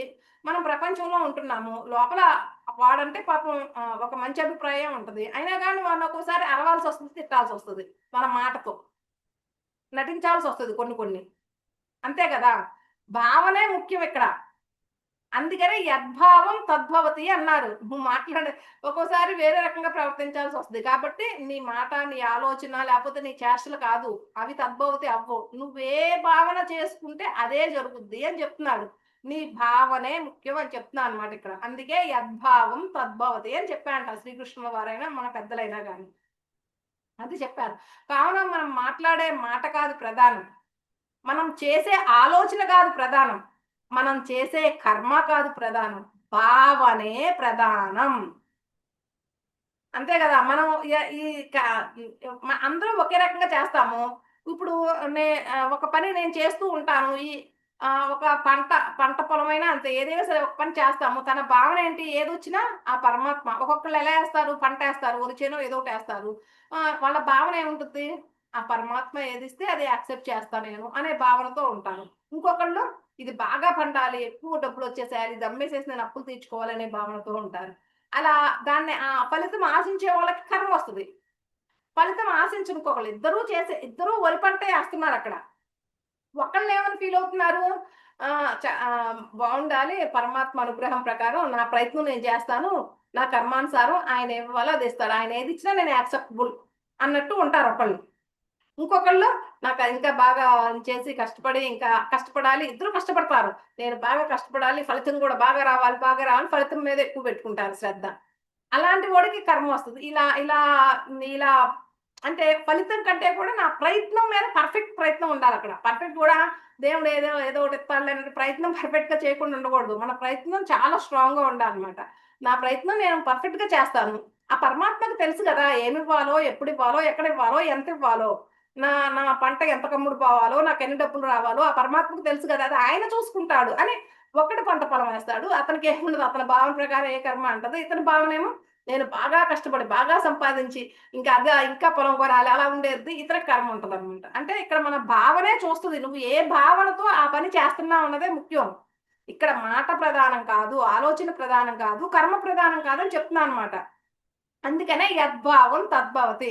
మీ భావన అనేది చాలా చాలా ముఖ్యం. భావన ఎంతో ఎంతో ఎంతో ఎంతో ఇంపార్టెంట్. మళ్ళీ మళ్ళీ అదే మాట చెప్తున్నాననమాట ఇక్కడ. అందుకనే మన భావన ఎప్పుడు కూడా చక్కగా మనకి ఏ సమస్యలున్నా అవి తీరిపోయినట్లే మనం భావించుకుంటా ఉండాలి. అవి మొత్తం కూడా మనం అవి తీరిపోయినట్లు, అవి తీరిపోయి మనం ఆనందంగా ఉన్నట్లు, అందరితో కలిసి ఉన్నట్లు అలాగే చేసుకోవాలన్నమాట భావన అనేది. మనం అడిగినవి ఎందుకు రావటం లేదు? మనసా, వాచా, కర్మణ అదే భావంతో ఏకీభవించటం లేదని అర్థం చేసుకోవాలి. మనసా, వాచా, కర్మణ ఏది విశ్వసించినా సిద్ధిస్తుంది అని అందుకే అని ఉంటారు మన పెద్దలు. మరి దీన్నే త్రికరణ శుద్ధి అని కూడా అంటారు. ఇంకా కానీ ఒక్కొక్కసారి నటించాల్సొస్తుంది. నిజానికి మన భావం రైటే ఉంది. మనం మాట్లాడే మాట ఒక్కోసారి నటించాల్సొస్తది. మనం ఈ విశ్వంలో ఉన్నాం కాబట్టి, ఒక్కోసారి చెప్పాల్సొస్తది. ఇప్పుడు మనం ఎవరికన్నా గాని మన భావన మొత్తం అదే. ఇప్పుడు ఒక అనారోగ్యం ఉందనుకోండి, మనం భావన మొత్తం అది తీరిపోయింది. మనం ఆనందంగా ఉన్నాం, అందరితో ఉన్నాము, కలిసిమెలిసి ఉన్నాము అంటా ఉంటాము. మన భావన లోపల భావన మొత్తం అదే. ఎవరితో అన్నా చెప్పేటప్పుడు మనం ఆల్రెడీ ఇక్కడ అనారోగ్యంతో బాధపడుతూ ఉంటాము. ఎవరితో అన్నా చెప్పేటప్పుడు నేను ఆ అనారోగ్యం తీరిపోయింది. నేను వాళ్ళతో హ్యాపీగా ఉన్నా, ఈళ్ళతో హ్యాపీగా ఉన్నా అనుకుంటే వాళ్ళకి చెప్పామనుకోండి దీనికేమన్నా పిచ్చి పట్టిందా ఏంటి అనుకుంటారు గదా! కానీ మన భావన మొత్తం అదే ఉంటది. కానీ పైకి మాత్రం నటించాల్సొస్తది అంతే. మన వాచకం గూడా కరెక్టే. అదే మన వాచకం గూడా అదే. కానీ మళ్ళా సమాజం ఉన్నప్పుడు తప్పదు గదా! ఆ! బానే ఉంది. వెరీ గుడ్ అంటాం. అలాగని ఏడ్చుకుంటే, అయ్యో! ఈ నొప్పులు, అయ్యో! ఈ బాధలని చెప్పకూడదు. మన భావన ఎలా ఉంది? తీరిపోయిందన్నట్టు కాదు ఆళ్ళకి చెప్పాల్సింది. ఆ! బానే ఉంది. త్వరలో తగ్గిపోయిద్దిలే అన్నట్టు చెప్పాలనమాట. అంతేగాని మనం ఇలా భావించుకుంటున్నాం గదా! తీరిపోయింది. నేనిప్పుడు ఆనందంగా ఉన్నాను అనుకుంటే చేత్తది పిచ్చి పట్టిందనుకుంటారు. అంటే, అంటే వాచకం గూడా అదే ఉంటది. ఏడుస్తూ కాకపోకుండా కాకపోతే కొంచెం చెప్పాల్సిన విధానంలో మనం చెప్తాం అంతే. మనం అందుకని ఇక్కడ భావన ప్రధానం అంటున్నానన్నమాట. మాటలు అనేది వాచకము, తర్వాత కర్మణ. కర్మణ గూడా అలాగే తగ్గిపోయిద్ది. నాకేం తగ్గిపోయిందనే తగ్గిపోయిద్ది త్వరలోనే అట్లా చెప్పాల్సొచ్చిద్ది వాళ్ళకి. అంతా బానే ఉంది. ఏముంది అంతా అదే సెట్ అయిపోయిద్దిలే. పెద్ద ప్రాబ్లమే లేదు అనుకుంటే అలా చెప్తాం అంతే. అంతేగాని నాకు తీరిపోయింది, నాకంతా జరిగిపోయింది అట్లా చెప్పం. కానీ మన భావన మాత్రం అదే. కానీ మనం అలా మాట్లాడాలి కాబట్టి అలా మాట్లాడాల్సొస్తుంది అంతే. అందుకని ఇక్కడ మనసా, వాచా, కర్మణ అని చెప్పారు. మనసా, వాచా, కర్మణ అదే భావనతో మాట్లాడాలి. అదే తీరిపోయినన్న భావనే మనకుండాలి. కానీ వాచకం అలా చెప్పాల్సొస్తుంది అంతే. మనసా, వాచా, కర్మణ మనం మాట్లాడేది అదే అన్నమాట. మొత్తం 3 ఒకటే అండి. త్రికరణ శుద్ధిగా. కాకపోతే ఆళ్ళతోటి చెప్పాల్సొస్తుంది. మన భావన మొత్తం ఒకటే. వాళ్ళకి కాకపోతే మనం చెప్పే విధానం అది అంతే. మనం తీరిపోయిద్ది. ఏముంది అదే తగ్గిపోయిద్దిలే. నార్మల్ అంతా గుడ్ బానే ఉంది. ఏముందిలే త్వరలోనే సెట్ అయిపోద్ది. నాకే భయం లేదు అనుకుంటే అలా చెప్పుకోవాలన్నమాట. అలా చెప్పాలి. కానీ అదే మాట్లాడేటప్పుడు కూడా మన భావన అదే అయ్యుండాలి. తీరిపోయింది. మనం ఆనందంగా ఉంటున్నాం అనే భావన అయ్యుండాలన్నమాట. అది చెప్తున్నారిక్కడ. మనసా వాచా కర్మ. ఇక్కడేమో మనం ఇలా భావన చేస్తూ ఉంటాము. తర్వాత వాచకమేమో అబ్బో! ఈ నొప్పులు తట్టుకోలేక సస్తున్నాను. ఎప్పుడు తగ్గుద్దో చచ్చుద్దో.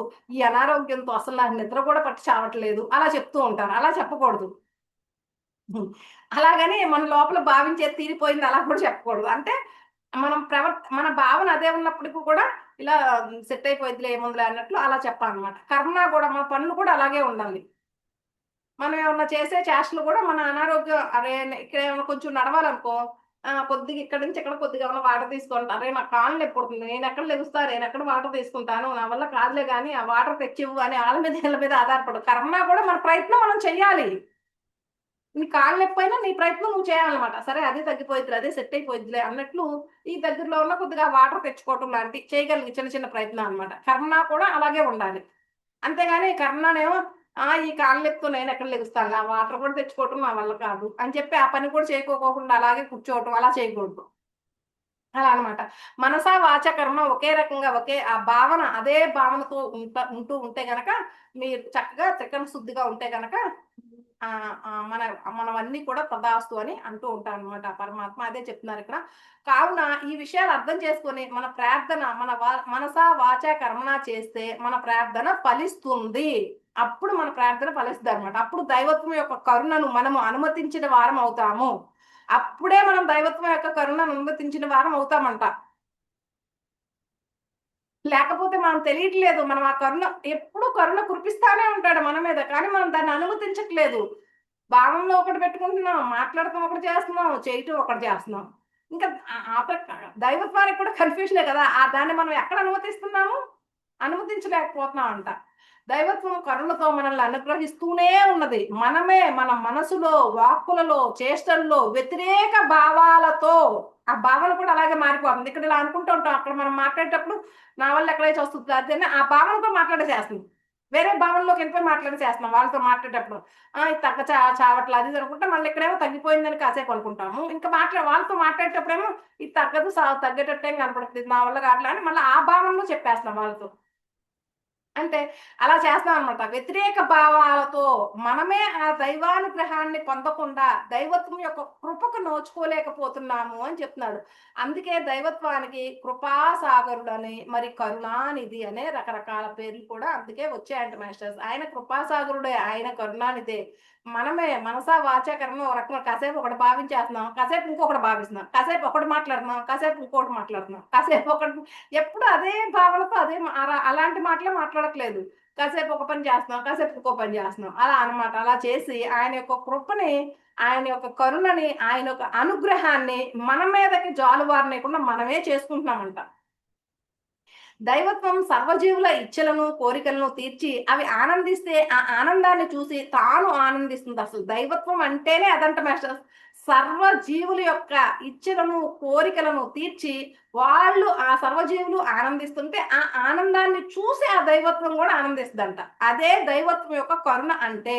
మరి దైవత్వం యొక్క దివ్య సంతానమైన మనలో ఆ కరుణ లోపిస్తే అది ఎంతవరకు సమంజసం? మరి అదే దైవత్వం. మనం కూడా దైవత్వం సంతానమే కదా! ఆ దైవత్వం యొక్క దివ్య సంతానమే కదా మనమందరం కూడా.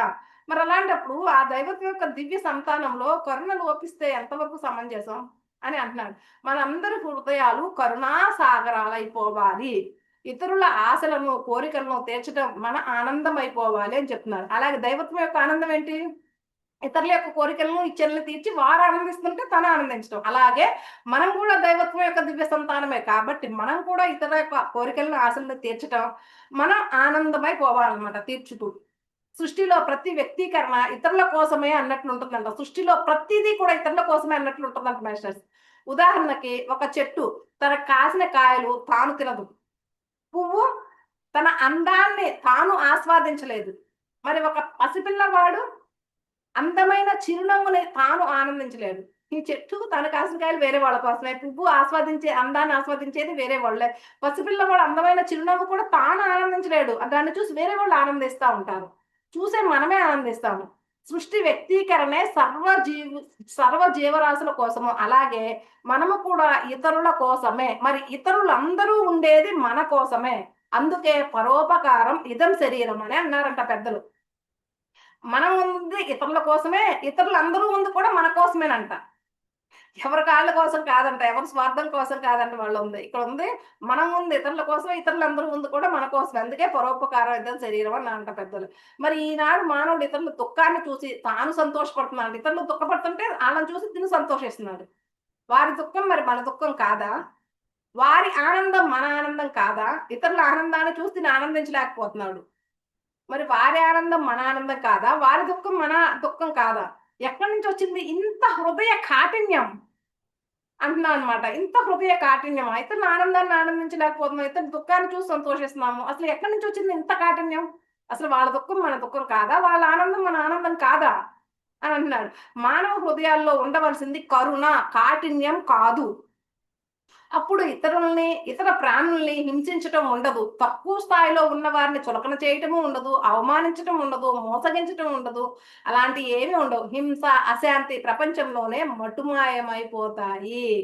ఎప్పుడైతే మానవ హృదయాల్లో కరుణ అనేది ఉంటే గనక అప్పుడు ఇతరులు గాని, ఇతర ప్రాణులు గాని ఏటిని హింసించరు, ఎవరిని చులకన చేయరు, ఎవరిని అవమానించరు, ఎవరిని మోసగించరు.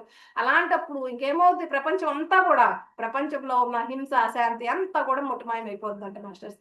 దైవత్వం మన ఆశల్ని, కోరికల్ని, ఆశయాల్ని అంత ప్రేమతో అనుగ్రహించేటప్పుడు, మరి దైవత్వం మన ఆశల్ని, కోరికల్ని, ఆశయాల్ని మనకి అంత ప్రేమతో అనుగ్రహించేటప్పుడు, దైవత్వపు వారసులమైన మనము మన సొంత జీవితాల్లో, మన సొంత కుటుంబాల్లో, మన ఆత్మీయులను వారి వారి ఇష్టానుసారం ఎందుకు వదలలేకపోతున్నాము? కరుణ లేకపోవడం వలనే అని చెప్తున్నారు. వారందరినీ ఆనంద పెట్టడమే మన ఆనందమై ఉండాలి. అప్పుడు ఆ కరుణా సాగరంలో ఆనందపు మదనం జరిగి మన జీవితంలో ఆనందం వెల్లివిరుస్తుంది. ఇతరుల మీద మనం పెత్తనం చెలాయించడము, చులకనగా చూస్తము, అవమానపరచడం అలా చేస్తూ ఉన్నామంట. ఇతరులని మనం వాళ్ళ ఇష్టానుసారం వాళ్ళు వదలలేకపోతున్నామంట. మన సొంత కుటుంబాల్లో వాళ్ళని కూడా, మన ఆత్మీయులను కూడా, మన సొంత జీవితాల్లో కూడా. అందుకే కరుణ లేకపోవటం మూలంగా మన పెత్తనం వాళ్ళ మీద చలాయించాలని చూస్తున్నాం అనమాట. అప్పుడు వాళ్ళు ఎప్పుడైతే మనం ఆనంద పెట్టామో ఆటోమేటిక్‌గా మన కరుణా సాగరంలో ఆనంద మదనం జరిగిపోయి మన జీవితంలో ఆనందం వెల్లివిరుస్తుందంట మాస్టర్స్. ఇతరుల ఇష్టానుసారంగా వారిని స్వేచ్ఛగా వదిలివేయాలి. అప్పుడే మన ఇష్టానికి అనుగుణంగా మనం స్వేచ్ఛగా ఉండపోగలము. కరుణ ఉన్నప్పుడు ఆధిపత్యం చెలాయించటం ఉండదు. అసలు ఇతరుల ఇష్టానుసారం వాళ్ళని స్వేచ్ఛగా వదిలేసామనుకో, అప్పుడు మన ఇష్టానుగుణంగా మనం కూడా స్వేచ్ఛగా ఉండిపోతాం అన్నమాట. మనం ఏదిస్తే అదే కదా తిరిగొచ్చేది. మనం ఇతరులకు స్వేచ్ఛ ఇస్తే మనం జంతువుల్ని ఆటిని హింసించేస్తున్నాం. వాటికి మనం స్వేచ్ఛ ఇవ్వట్లేదు. మనకి స్వేచ్ఛ ఎక్కడి నుంచి వస్తది? ఎప్పుడైతే ఇతరులకు మనం స్వేచ్ఛ వదిలేసామనుకో, ఆటోమేటిక్‌గా మనం స్వేచ్ఛగా ఉండగలము. కరుణ ఉన్నప్పుడు ఎప్పుడైతే మనలో కరుణ ఉందనుకో, మనం ఆధిపత్యం చలాయించమనమాట ఎవ్వరి మీద గూడా. మన అభిప్రాయాలను ఎప్పుడు కూడా, మనలో కరుణ ఉంటే మన అభిప్రాయాలు ఎప్పుడు కూడా ఇతరుల మీద రుద్దటం లాంటి పనులు కూడా చేయము. ఇతరుల స్వేచ్ఛను కూడా మనం హరించము అని చెప్తున్నారు కరుణ ఉంటే గనక. కరుణ ఉన్నప్పుడు ఒక ప్రేమైక సామరస్యం నెలకొంటుందంట అందరిలో కూడా. సర్వే జన సుఖినో భవంతును కాంక్షించగలుగుతామంట మనలో కరుణ హృదయం ఉంటే గనక. ఈశ్వరః సర్వభూతానాం అని దర్శించగలుగుతాం. అందరిలో ఉన్న ఆ పరమాత్మను మనం దర్శించగలుగుతామంట. ఇతరుల దుఃఖంలో, కష్టంలో ఉన్నప్పుడు మనం వారి ఆనందాన్ని కాంక్షించడమే కరుణ. మనం చేయగలిగిన సాయం చేయాలి. వారి ఆనందాన్ని కాంక్షించడమే కరుణ అన్నమాట. ఇతరులు దుఃఖంలో, కష్టంలో ఎవరైనా ఉంటే. వారికి ఆ సమస్యల్లో, ఆ దుఃఖంలో వాటిని అతిక్రమించటానికి కావాల్సిన జ్ఞానము లేదు కనుక వారలా ఉన్నారు అన్న విషయం అర్థం చేసుకోవాలంట. అంటే వాళ్ళకి దుఃఖం ఉంది, సమస్యలుంది. ఎందుకు వాళ్ళు ఆ దుఃఖంలో, సమస్యల్లో ఉన్నారు అంటే, ఆ దుఃఖాన్ని, ఆ సమస్యల్ని అధిగమించడానికి కావాల్సిన జ్ఞానం వాళ్ళకి లేదు కాబట్టి వారలా ఉన్నారంట. అందుకే మనం చేయాల్సిందేంటంటే, వారికి కాస్త జ్ఞానము ప్రసాదించటము. జ్ఞానము నేర్పించటం ద్వారా వారికి వారే జ్ఞానవంతులవుతారంట. కావున ధ్యానము చేసి జ్ఞానవంతుడైన వాడు ఇతరులను దుఃఖంలో నుంచి వెలికి తీయటానికి ధ్యానమును నేర్పేవాడే కరుణామూర్తి అని చెప్తున్నాడు. మనం ఇతరుల దుఃఖంలో వాళ్ళని వెలికి తీయాలంటే ఏం చేయాలి? మనం వెళ్ళిపోయి వాళ్ళకి ఎన్నిసార్లని, ఒకవేళ వాళ్ళు ఆర్థికంగా ఉన్నారు. మనం ఏదో ఒకసారి హెల్ప్ చేస్తాం ఆర్థికంగా. ఎన్నిసార్లని హెల్ప్ చేస్తాం? మళ్ళా వాడికి అనుభవపూర్వకంగా ఆర్థికంగా బాధ అనేది ఎలా ఉంటుందో తెలుసుకొని అందులోంచి బయటకి వాడంతటికి వాడు రావటం కోసం మనం జ్ఞానం ఇవ్వాలి వాడికి. అంతేగాని ఏదో ఒకసారి ఆర్థికంగా ఇస్తాం. పద్దాకిస్తాం ఎవరికి వాళ్ళే జ్ఞానవంతులై, ఎవరికి వాళ్ళే వాళ్ళ సమస్యల్ని, వాళ్ళ దుఃఖాలని అతిక్రమించే స్థితికి ఎదిగేటట్టు వాళ్ళకి జ్ఞానాన్ని బోధించాలి, ధ్యానాన్ని నేర్పించాలంట. అదే కరుణామూర్తి. ప్రజ్ఞా పరాకాష్ఠకు చేరిన ఒకానొక యోగీశ్వరుడు హృదయంలో జనించేది కరుణ. భూతదయకు నిలువెత్తు సాక్షులు వారే. బుద్ధుని దయాద్ర హృదయుడు అని అందుకే అన్నారు. జీసస్ క్రైస్ట్ ని కరుణామయుడు అని అందుకే అన్నారు. వారి హృదయాల్లో ఎంత కరుణ ఉంటుందో క్రింద కథల ద్వారా చూద్దాం మాస్టర్స్. బుద్ధుడిని అందుకనే భూతదయ నిలువెత్తు సాక్షులు వారే అంట. అంటే బుద్ధుడిని దయార్థ హృదయుడు అన్నారంట. జీసస్ క్రైస్ట్ ని కరుణామయుడు అన్నారంట.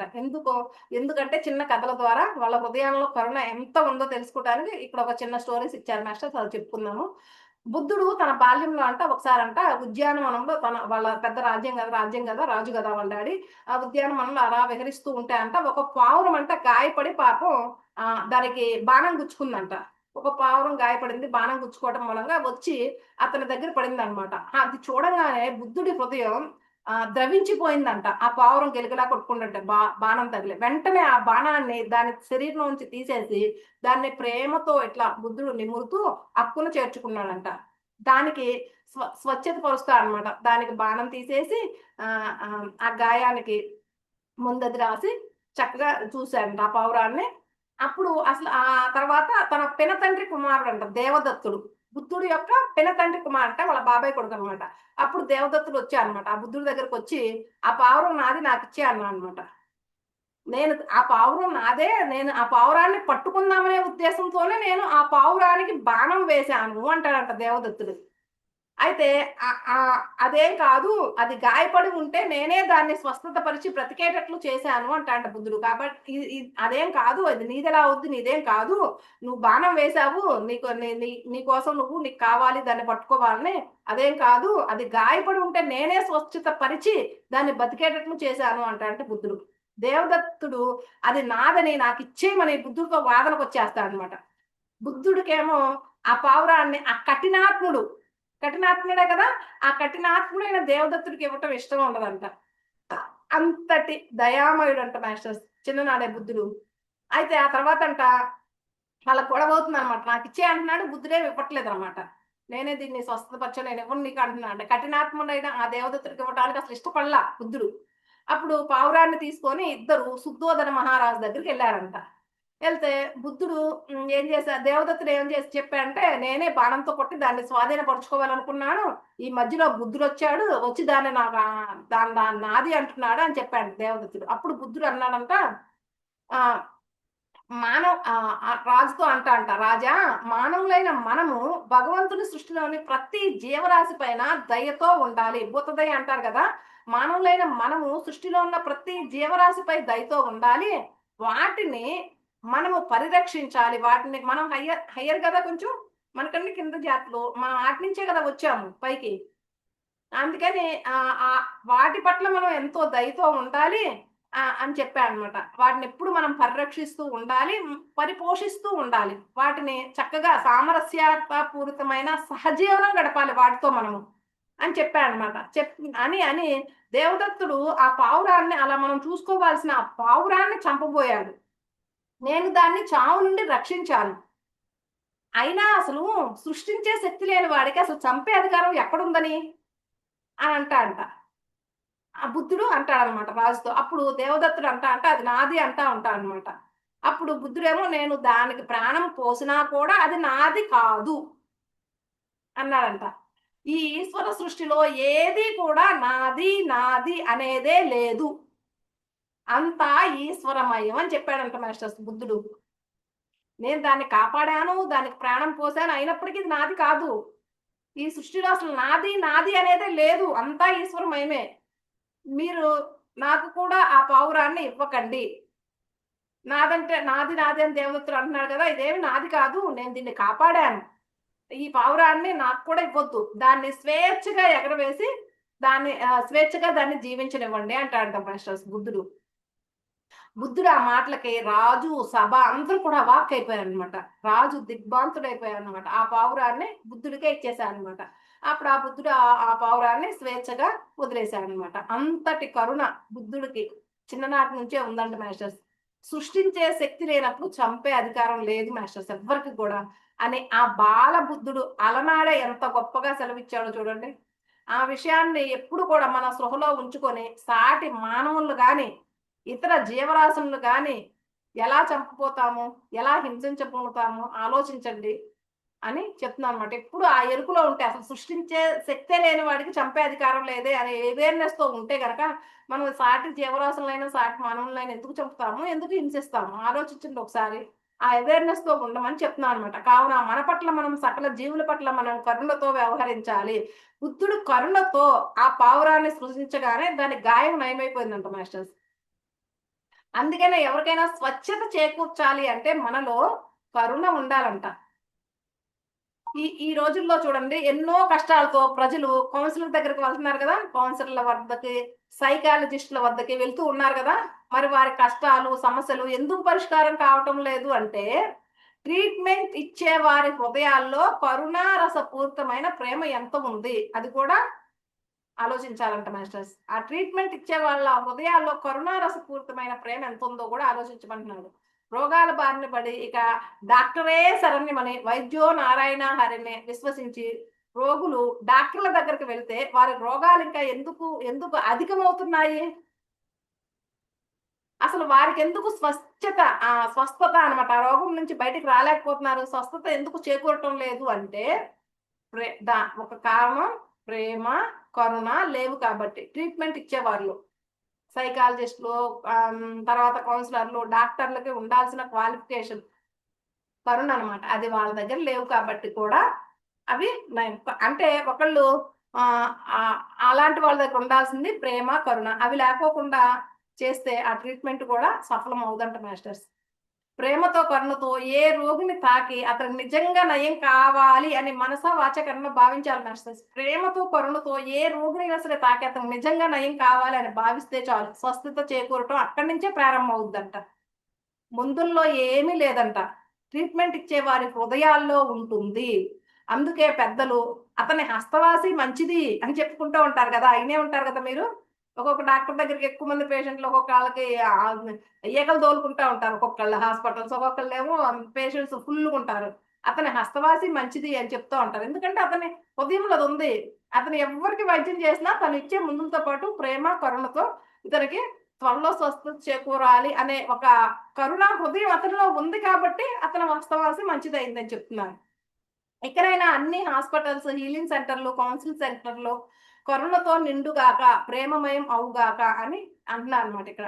ఇంకా జీసస్ క్రైస్ట్ కరుణామయుడు అని పేరు. ఇక బుద్ధుడిని దయాద్ర హృదయుడు అన్నారని చెప్పాం కదా, దానికి ఆ స్టోరీ అనమాట. ఇక జీసస్ క్రైస్ట్ గురించి ఒక స్టోరీ కూడా చెప్పారు. జీసస్ క్రైస్ట్ ఏమో కరుణామయుడు అని అంటారు కదా, దానికి ఒక స్టోరీ చెప్తున్నారు.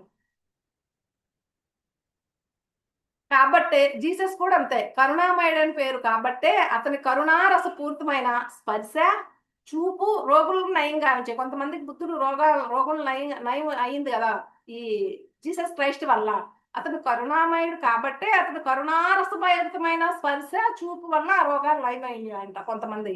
అతడు తాకగానే అంతే కదా జరిగింది. గుడ్డివాడు జీసస్ క్రైస్ట్ ఒక అతను తాకగానే గుడ్డివాడు చూడగలిగాడు. చర్మ రోగాలు చర్మ రోగులకి చర్మం చక్కగా అయ్యేదంట జీసస్ క్రైస్ట్ వాళ్ళని తాకితే. అంతటి కరుణ, ప్రేమ ఉండేదంట ఆ యేసు ప్రభు హృదయంలో. కరుణకు మరి ప్రేమకు ఆ కరుడు గట్టిన కాలంలో నిలువెత్తు సాక్షి జీసస్ క్రైస్ట్ అని చెప్తున్నారు. ఆ సమయం అసలు కరుడు గట్టిన కాలం అంటది, మరి దారుణమైన కాలం అనమాట. అలాంటి కాలంలో జీసస్ క్రైస్ట్ కరుణకు, ప్రేమకు నిలువెత్తు సాక్ష్యంగా నిలబడ్డాడంట అక్కడ. ఆనాటి ప్రజల అజ్ఞానాన్ని భరించి వారికి సుజ్ఞానాన్ని ప్రసాదించబోగున మహాత్ముడు ఆయన. అలాగే భూమండలంలోని అజ్ఞానాన్ని నిర్మూలించి జ్ఞాన సామ్రాజ్యాన్ని నెలకొల్పబడిన ప్రతి ఆధ్యాత్మిక వేత్తను మానవ జాతి అవగతం చేసుకోలేకపోయిందంట. ఎంతో మంది ఆధ్యాత్మికవేత్తలు చక్కగా వాళ్ళ అజ్ఞానాన్ని తొలగించేసేసి జ్ఞాన సామ్రాజ్యాన్ని నెలకొల్పాలని అనుకున్న పట్ట అని అనుకున్న ఆధ్యాత్మికవేత్తలందరినీ మానవ జాతి అవగాహన చేసుకోలేకపోయిందంట. కొంతమందిని అవమానించిందంట. జీసస్ క్రైస్ట్ కూడా అదే కదా చేసింది, మేకులు కొట్టారు కదా. ఇంకా వారిలో కొందరిని అయితే శిక్షించింది కూడా, శిక్షించబూనింది కూడా కొంతమందిని అయితే. ఎంతటి అరాచకం! ఇలా మానవ జాతి అజ్ఞానానికి బలైపోయిన వారిలో కొంతమంది పేర్లు చెప్తున్నారు మాస్టర్స్. వాళ్ళని అజ్ఞానాన్ని నుంచి వాళ్ళని సుజ్ఞానులుగా చేయాలి, జ్ఞాన సామ్రాజ్యాన్ని నెలకొల్పాలి అని వీళ్ళు అనుకుంటే ఆధ్యాత్మిక వాళ్ళు, ఆధ్యాత్మిక వేత్తలు కొంత చాలా మందిని మానవ జాతి అంట వాళ్ళని అర్థం చేసుకోలేక శిక్షించిందంట. అలాంటి వాళ్ళలో కొంతమంది పేర్లు చెప్తున్నారు ఇక్కడ. వాళ్ళు ఎవరంటే మానవ జాతి యొక్క అజ్ఞానానికి బలైన వాళ్ళు ఎవరంటే Jesus Christ, Jesus, Socrates, Osho Rajneesh మున్నగు వారు మనకు తెలుసు. మనం జీవించే విధంగా చాలా పరిమితమైనదని, అజ్ఞాన పూరితమని, సరికానిదని, ఎంతో కరుణతో మనకి నేర్పించవచ్చిన ఆ కరుణామూర్తులను మనం ఇచ్చే సమాధానం కాఠిన్యత. వాళ్ళు వచ్చారు, సోక్రటీస్, ఓసరోజెస్, జీసస్, వీళ్ళందరూ ఎందుకు వచ్చారు? మనం జీవించే విధానం సరికానిదని చెప్పడానికి వచ్చారు, కరుణతో మనకి నేర్పించాలని వచ్చారు. అలాంటి కరుణామూర్తులకి మనం ఈ సమాజం, ఈ మానవులు అవగతం చేసుకోలేక, అర్థం చేసుకోలేక వాళ్ళకి కాఠిన్యతనిచ్చిందంట. ఈ మానవ జాతి మస్తిష్కంలో ఎంత అజ్ఞానం, ఎంతటి అనాలోచన. అందుకే మిత్రులారా, ఎంతో జ్ఞానం తెలిసిన వారు, మేధావులు, ఆత్మజ్ఞానులు మౌనం వహించారు. అందుకే చాలా మంది చెప్పాలనుకోలే, కొంతమంది ఎంతో మంది మేధావులు, జ్ఞానం తెలిసిన వాళ్ళు అందుకే వెళ్ళే హిమాలయాల్లో ఇంకో చోట ఎక్కువ పర్సెంట్, ఇప్పుడు రమణ మహర్షి అయినా అంతే కదా, అక్కడ ఉన్నా కానీ తను ఎక్కువ మౌనమే వహించాడు, ఎక్కువ చెప్పలా, ఎక్కువ మాట్లాడలా. ఇంకా వీళ్ళకి ఎంత చెప్పినా ఎంత అజ్ఞానం, ఎంత అనాలోచనలో ఉన్నారని చెప్పి చాలా మంది మేధావులు, వాళ్ళకంతా తెలుసు, ఆత్మజ్ఞానులు వాళ్ళు అయినప్పటికీ, వాళ్ళు ఎంతో జ్ఞానం తెలిసిన వాళ్ళు అయినప్పటికీ కూడా, ఎంతో మేధావులు అయినప్పుడు కూడా మౌనంగా ఉంటారంట కొంతమంది. అందుకే మానవ జాతి యొక్క మొగటంలో ఒక తలమానిక ఆధ్యాత్మికత అనేది మానవ జాతి మొగటంలో ఒక తలమానిక. మరి ఇంతకు ముందున్న ఇప్పుడున్న వారు, ఇక రాబోయే ఆధ్యాత్మికవేత్తలే ఆణిముత్యాలు అని చెప్తున్నారు. కొంచెం ఉంది మాస్టర్స్, ఒక 2 పేజెస్ వచ్చింది. ఒకనాడు జీసస్ క్రైస్ట్ కూడా ఒకటి చెప్తున్నారు ఇక్కడ. ఒక ఊరు నుంచి ప్రయాణిస్తూ ఉన్నా అనమాట. అప్పుడు ఆ సమయంలోనంట ఒక స్త్రీనంట ఊళ్ళో వాళ్ళందరూ తరిమి తరిమి రాళ్ళతో కొడుతున్నారంట. ఆమె పరిగెత్తుతుందంట, వీళ్ళేమో వెనక పరిగెత్తుతో రాళ్ళతో కొడుతూ ఉన్నారంట. మా ఆ స్త్రీ శరీరం అంతా కూడా రక్త సిక్తం అయిపోయింది అనమాట. ఆమె జీసస్ క్రైస్ట్ దగ్గరకు వచ్చి శరణు వేడుకుందంట. అప్పుడు ఆ కరుణామూర్తి, ఎందుకు ఇలా మీరు శిక్షిస్తున్నారు అని ప్రశ్నించారంట అక్కడ ఉన్న జనాన్ని. అప్పుడు ఆమె వాళ్ళందరూ అన్నారంట, ఈమె వేశ్య, పాపిష్టిది, ఈ మా ఊర్లో ఉండటానికి వీల్లేదు అని అరిచారంట అందరూ. అప్పుడు అంట జీసస్ క్రైస్ట్, జీవితంలో పాపపుణ్యాలు అనేవే లేవు, అంతా పవిత్రమే ఇక్కడ ఉందంతా. ఈ జీవితంలో ఉన్న ప్రతి పాత్ర, మానవుడు వేసే ప్రతి వేషము కూడా పవిత్రమే అని చెప్తా. తన వేసే వేషం వేయడానికి వచ్చింది, అసలు అపవిత్రత అనేది లేదు ఇక్కడ. ఇక్కడ మొత్తం ఉన్నది పవిత్రతే. ప్రతి పాత్ర కూడా అతను, ఆ ప్రతి వేషము కూడా పవిత్రమైనదే అని చెప్పాడంట. మానవుడు వేసే ప్రతి వేషం పవిత్రమైంది అని చెప్పాడంట. ఇంకా భగవద్ దృష్టిలో అంత పవిత్రమైనప్పుడు ఈమె దేహము ఎలా అపవిత్రమవుతుంది అని చెప్పాడంట జీసస్ క్రైస్ట్. చెప్పండి మీరు అన్నారంట. అంటే ఇంకేమని చెప్పాడంటే, మానవ జీవితంలో తప్పులు ఒప్పులు అన్నవి ఏమీ లేవు, ఒకవేళ ఉన్నా అవి నేర్చుకోవటానికే అని చెప్పాడంట. అసలు మనిషి జీవితంలో తప్పులు ఒప్పులు అనేవి లేవు, ఒకవేళ ఉన్నా కానీ అవి నేర్చుకోవటం కోసం ఆ తప్పులు తెచ్చుకున్నారు వాళ్ళు. అవి కేవలం నేర్చుకోవటానికే సరే అని వాళ్ళు అన్నాడంట. మీలో ఏ తప్పు చేయని వారు మాత్రమే ఈమెపై రాయి వేయాలి అన్నాడంట. మీలో అసలు ఏ చిన్న తప్పు కూడా చేయని వాళ్ళే ఈమెపై రాయి వేయండి అన్నాడంట. రాళ్ళెత్తిన ఆ చేతులన్నీ కూడా కిందకి దిగిపోయాయంట మాస్టర్స్. జీసస్ ఎంతో కరుణతో, ప్రేమతో ఆమె శరీరాన్ని స్పృశించి ఆమెకి స్వస్థత చేకూర్చాడంట. అది కరుణ అంటే. భగవంతునికే సర్వజీవుల పట్ల అంత కరుణ లేకుంటే మనమంతా కనీసం మనగలిగే వరమా చెప్పండి? ఎన్ని చేస్తా ఉంటావు, అయినా కానీ భగవంతుడికి సర్వ జీవుల పట్ల కూడా అంత కరుణ అనమాట. అసలు మనం మనగలిగే వాళ్ళమే కాదు అసలు నిజానికి, భగవంతుడికి సర్వ జీవుల పట్ల అంత కరుణ లేకపోతే. ఈనాడు కూడా ఎందరో కరుణమూర్తులు మానవ జాతి ఉద్ధరణ కోసం మన మధ్య ఉంటూ అనునిత్యం ప్రవచిస్తూనే ఉన్నారు. వారి కరుణకు మనము పాత్రులమై, వారి జ్ఞానాన్ని మనం ఆకలింపు చేసుకొని మన జీవితాన్ని జ్ఞానమయం, ఆనందమయం చేసుకోవాలి అని చెప్తున్నారు. శ్రీ బ్రహ్మర్షి పత్రిజీ, శ్రీ కల్కి భగవాను, స్వామి నిత్యానంద, శ్రీ జగ్గి వాసుదేవు, స్వామి సుఖబోధానంద, గురూజీ కృష్ణానంద, శ్రీ రవిశంకర్, శ్రీరామ్ దేవ్ బాబా, వీళ్ళందరూ అనమాట. స్వామి Maitreya, Shri Rishi Prabhakarji, Shri Brahma Kumaris, Shri Mata Amritanandamayi, Shri Bhikshamayya Guruji, Shri Sathya Sai Baba, Shri Louise L Hay, Shri Rhonda Byrne, Shri Esther అంటే జెర్రీ హిక్స్, ఇంకా Shri Ramtha, Shri Robin Sharma, Shri Neale Donald Walsch, ఇంకా Shri Wayne Dyer, Shri Joseph Murphy, Shri Lisa Nichols, Shri Tom Moody, అలా అంతా ఎంతో మంది, అసలు కొన్ని పేర్లు చెప్పారు ఇక్కడ. అలా ఎంతో మంది మన మధ్య ఉన్నంట ఆధ్యాత్మికవేత్తలు. తదితర సమకాలీన ఆధ్యాత్మిక వేత్తల కరుణారస పూరితమైన హృదయాల్లో నుంచి వెలువడే ఆ జ్ఞానం మన యొక్క మరియు మన మానవ జాతి యొక్క ఉద్ధరణకు మరియు ఈ భూమండలాన్ని ప్రక్షాళన గావించటానికే అని చెప్తున్నారు. వాళ్ళందరి హృదయాల్లో నుంచి ఎంతో మంది ఉన్నారు మన చుట్టూతోనే. వాళ్ళు వెలువరించే ఆ జ్ఞానం ఈ అంతా కూడా ఈ మానవ జాతి ఉద్ధరణ కోసమే. ఈ భూమండలాన్ని ప్రక్షాళన గావించటమే వాళ్ళ ఉద్దేశం. ఇకనైనా మానవులందరూ ఆ అజ్ఞానపు ముసుగుల్ని, అహంకారపు ముసుగుల్ని తొలగించుకొని, మతపు ముసుగులను త్రుంచుకొని బయటకు వచ్చి ఈ ఆధ్యాత్మికవేత్తల జ్ఞానాన్ని ఆస్వాదింతురుగాక అని అంటున్నాడు అనమాట. ఈ అరవింద్ రెడ్డి గారు చెప్తున్నారు. ఈ సందర్భంలో మనం జాలి, దయ మరి కరుణకు గల ఈ మూడిటికి గల వ్యత్యాసం తెలుసుకుందాం మాస్టర్. తెలుసుకుంటే ఇక అయిపోయింది క్లాసు. జాలి, దయ, కరుణ ఈ మూడికి గల వ్యత్యాసం గమనిద్దాం.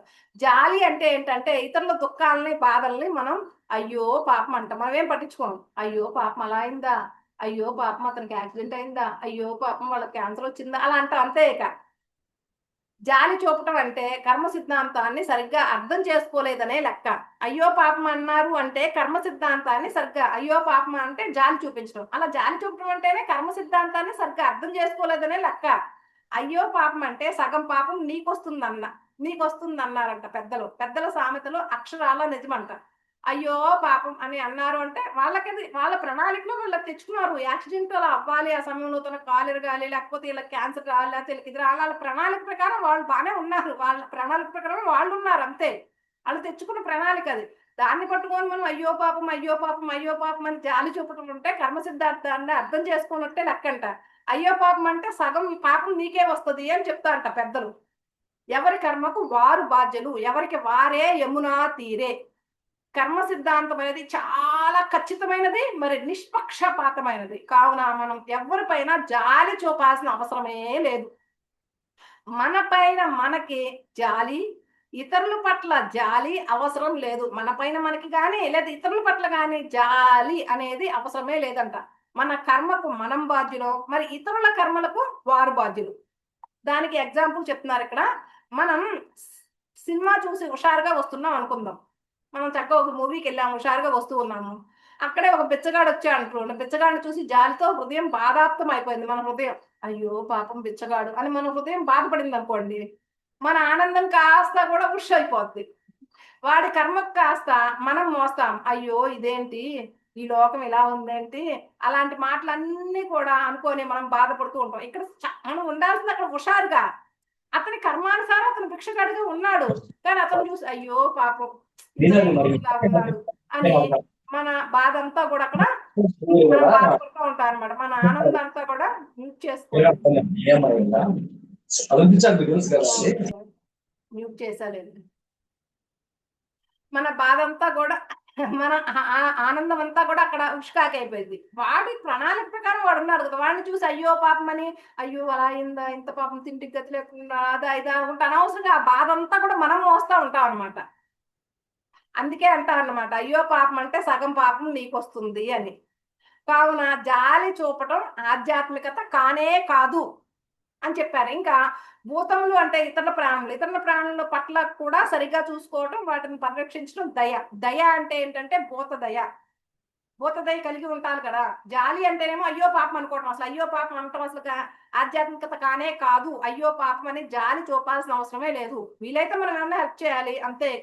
లేదా మన దారిని మనం ఉండాలి, చేయగలిగింది చేయాలి అన్న అది వాళ్ళకి కూడా కొంచెం జ్ఞానాన్ని, ధ్యానాన్ని నేర్పించడం. ప్రతిసారి హెల్ప్ ఎవరు చేయలేరు.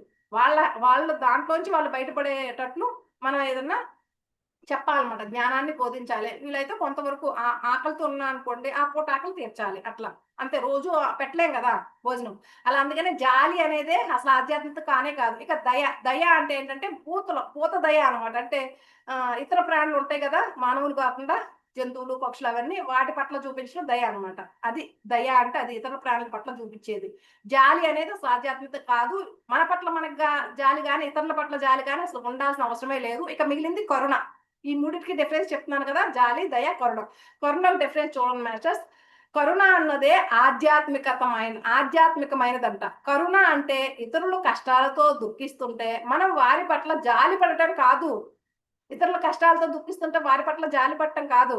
వారికి ధ్యాన విజ్ఞానం, జ్ఞానాన్ని అందించి వారికి కష్టమే లేకుండా దుఃఖమే లేకుండా చేయడమే కరుణ అంటే. అందుకే యేసుక్రీస్తు కరుణామయుడు అన్నమాట. వాళ్ళకి జ్ఞానాన్ని వాళ్ళకి బోధించి ఆ దుఃఖంలో నుంచి వాళ్ళకి ఎలా బయటకు రావాలో వాళ్ళకి బోధించి వాళ్ళని బయటికి తీసుకురావడం కోసం మన ప్రయత్నం మనం చేయటం అన్నమాట. వాళ్ళు ఆ ప్రయత్నం చేసి వస్తారా రారా అంటే వాళ్ళ ఇష్టం. అది అది కరుణ అంటే. జాలి అంటే ఇతరుల కష్టాలకు దుఃఖాలకు మనం ఏడవటం, అయ్యో అలా అయిందా అని ఏడవటం అనమాట, వాళ్ళ కష్టాలకి దుఃఖాలకి. మరి కరుణ అంటే వారి కష్టమే లేకుండా దుఃఖమే లేకుండా చేయటం. అందుకే ఆధ్యాత్మికవేత్తల కష్టాలకు దుఃఖాలకు వచ్చి మనతో ఏడవరు. ఆధ్యాత్మికవేత్తలు అయినంత మాత్రం వాళ్ళ కష్టాలు దుఃఖాలు ఉండవా మేస్టర్స్? ఆధ్యాత్మికవేత్తలు అందరూ కూడా యేసుప్రభు కూడా కొట్టారు కదా మేకులు. ఆ వీళ్ళని కూడా జైల్లో వేశారు కదా చాలా మందిని. అంటే వాళ్ళ కష్టాలు దుఃఖాలు ఎందుకే ఎప్పుడు కూడా ఉంటాయి. వాటిని చూసి ఆ కష్టాలని దుఃఖాలను చూసి ఎప్పుడు కూడా ఏడవరంట ఆధ్యాత్మికవేత్తలు. మనకి ఆ దుఃఖమే లేకుండా చేసే జ్ఞానాన్ని బోధిస్తూ ఉంటారంట. వాళ్ళకున్న వాటిని పట్టించుకోరు, వాటి గురించి ఏడవరు, ఇంకా ఇతరులకు బోధిస్తూ ఉంటారు ఇది జ్ఞానాన్ని వాళ్ళకి దుఃఖమే లేకుండా చేసే జ్ఞానాన్ని. కనుక జాలి ఆధ్యాత్మికత కాదు, దయ మరియు కరుణ ఆధ్యాత్మికమైనవి మాస్టర్స్. అది అయిపోయింది. అది మూడింటి డిఫరెన్స్ చివరిలో చెప్పాను అనమాట. జాలి అనేది ఆధ్యాత్మికత కాదు, దయ కరుణ అనేది ఆధ్యాత్మికమైనవి. జాలి పడితే అయ్యో పాపం అనుకోవటం వేస్ట్, అది కర్మ, అది ఆధ్యాత్మికత కానే కాదు. దయ అనేది ఇతరుల మానవులు కాకుండా ఇతరుల జీవులు వాటి పట్ల చూపించేదాన్ని దయ అంటారు. కరుణ అంటేనేమో వాళ్ళ పట్ల జాలి చూపటం కాదు, ఇతరుల దుఃఖాన్ని పోగొట్టాలని వాళ్ళకి జ్ఞానాన్ని బోధించడం అనమాట. కరుణతో ఉంటే కరుణించబడతాము, కాఠిన్యంతో ఉంటే కఠినంగా చూడబడతాము. మన అందరి జీవితాలు కరుణారస పూరితమై దైవత్వం యొక్క కరుణ కటాక్ష వీక్షణములకు పాత్రులగుగాగా అని ఇక్కడ కూడా మన చక్కగా ఆయన కూడా ఇక్కడ ఆశీర్వదించారనమాట. మనం కరుణతో ఉంటే మనం కరుణించబడతాము. మనం ఇప్పుడు ఎవరికైనా ఏదైనా చేస్తాము, మనకి ఏదైనా అవసరం వచ్చినప్పుడు మనకు ఆటోమేటిక్గా మనపై కరుణ చూపించే వాళ్ళు ఆటోమేటిక్గా మన దగ్గరికి ఆకర్షించబడతారు. మన కాఠిన్యంతో ఉన్నాం అనుకోండి, ఎవరైతే మనపైన కఠినంగా చూపించే వాళ్ళని మనం ఆకర్షించుకుంటాము, కఠినంగా చూపబడతాం అంతే. ఇక అందుకనే మన అందరి జీవితాలు కూడా కరుణారస పూరితమై దైవత్వం యొక్క కరుణ కటాక్ష వీక్షణములకు పాత్రులమగుగాక. థ్యాంక్ యూ మాస్టర్స్, నాకు ఈ అవకాశం ఇచ్చిన ప్రతి ఒక్కరికి, నేను చెప్తుంది విన్న ప్రతి ఒక్కరికి కూడా పేరు పేరున థ్యాంక్ యూ.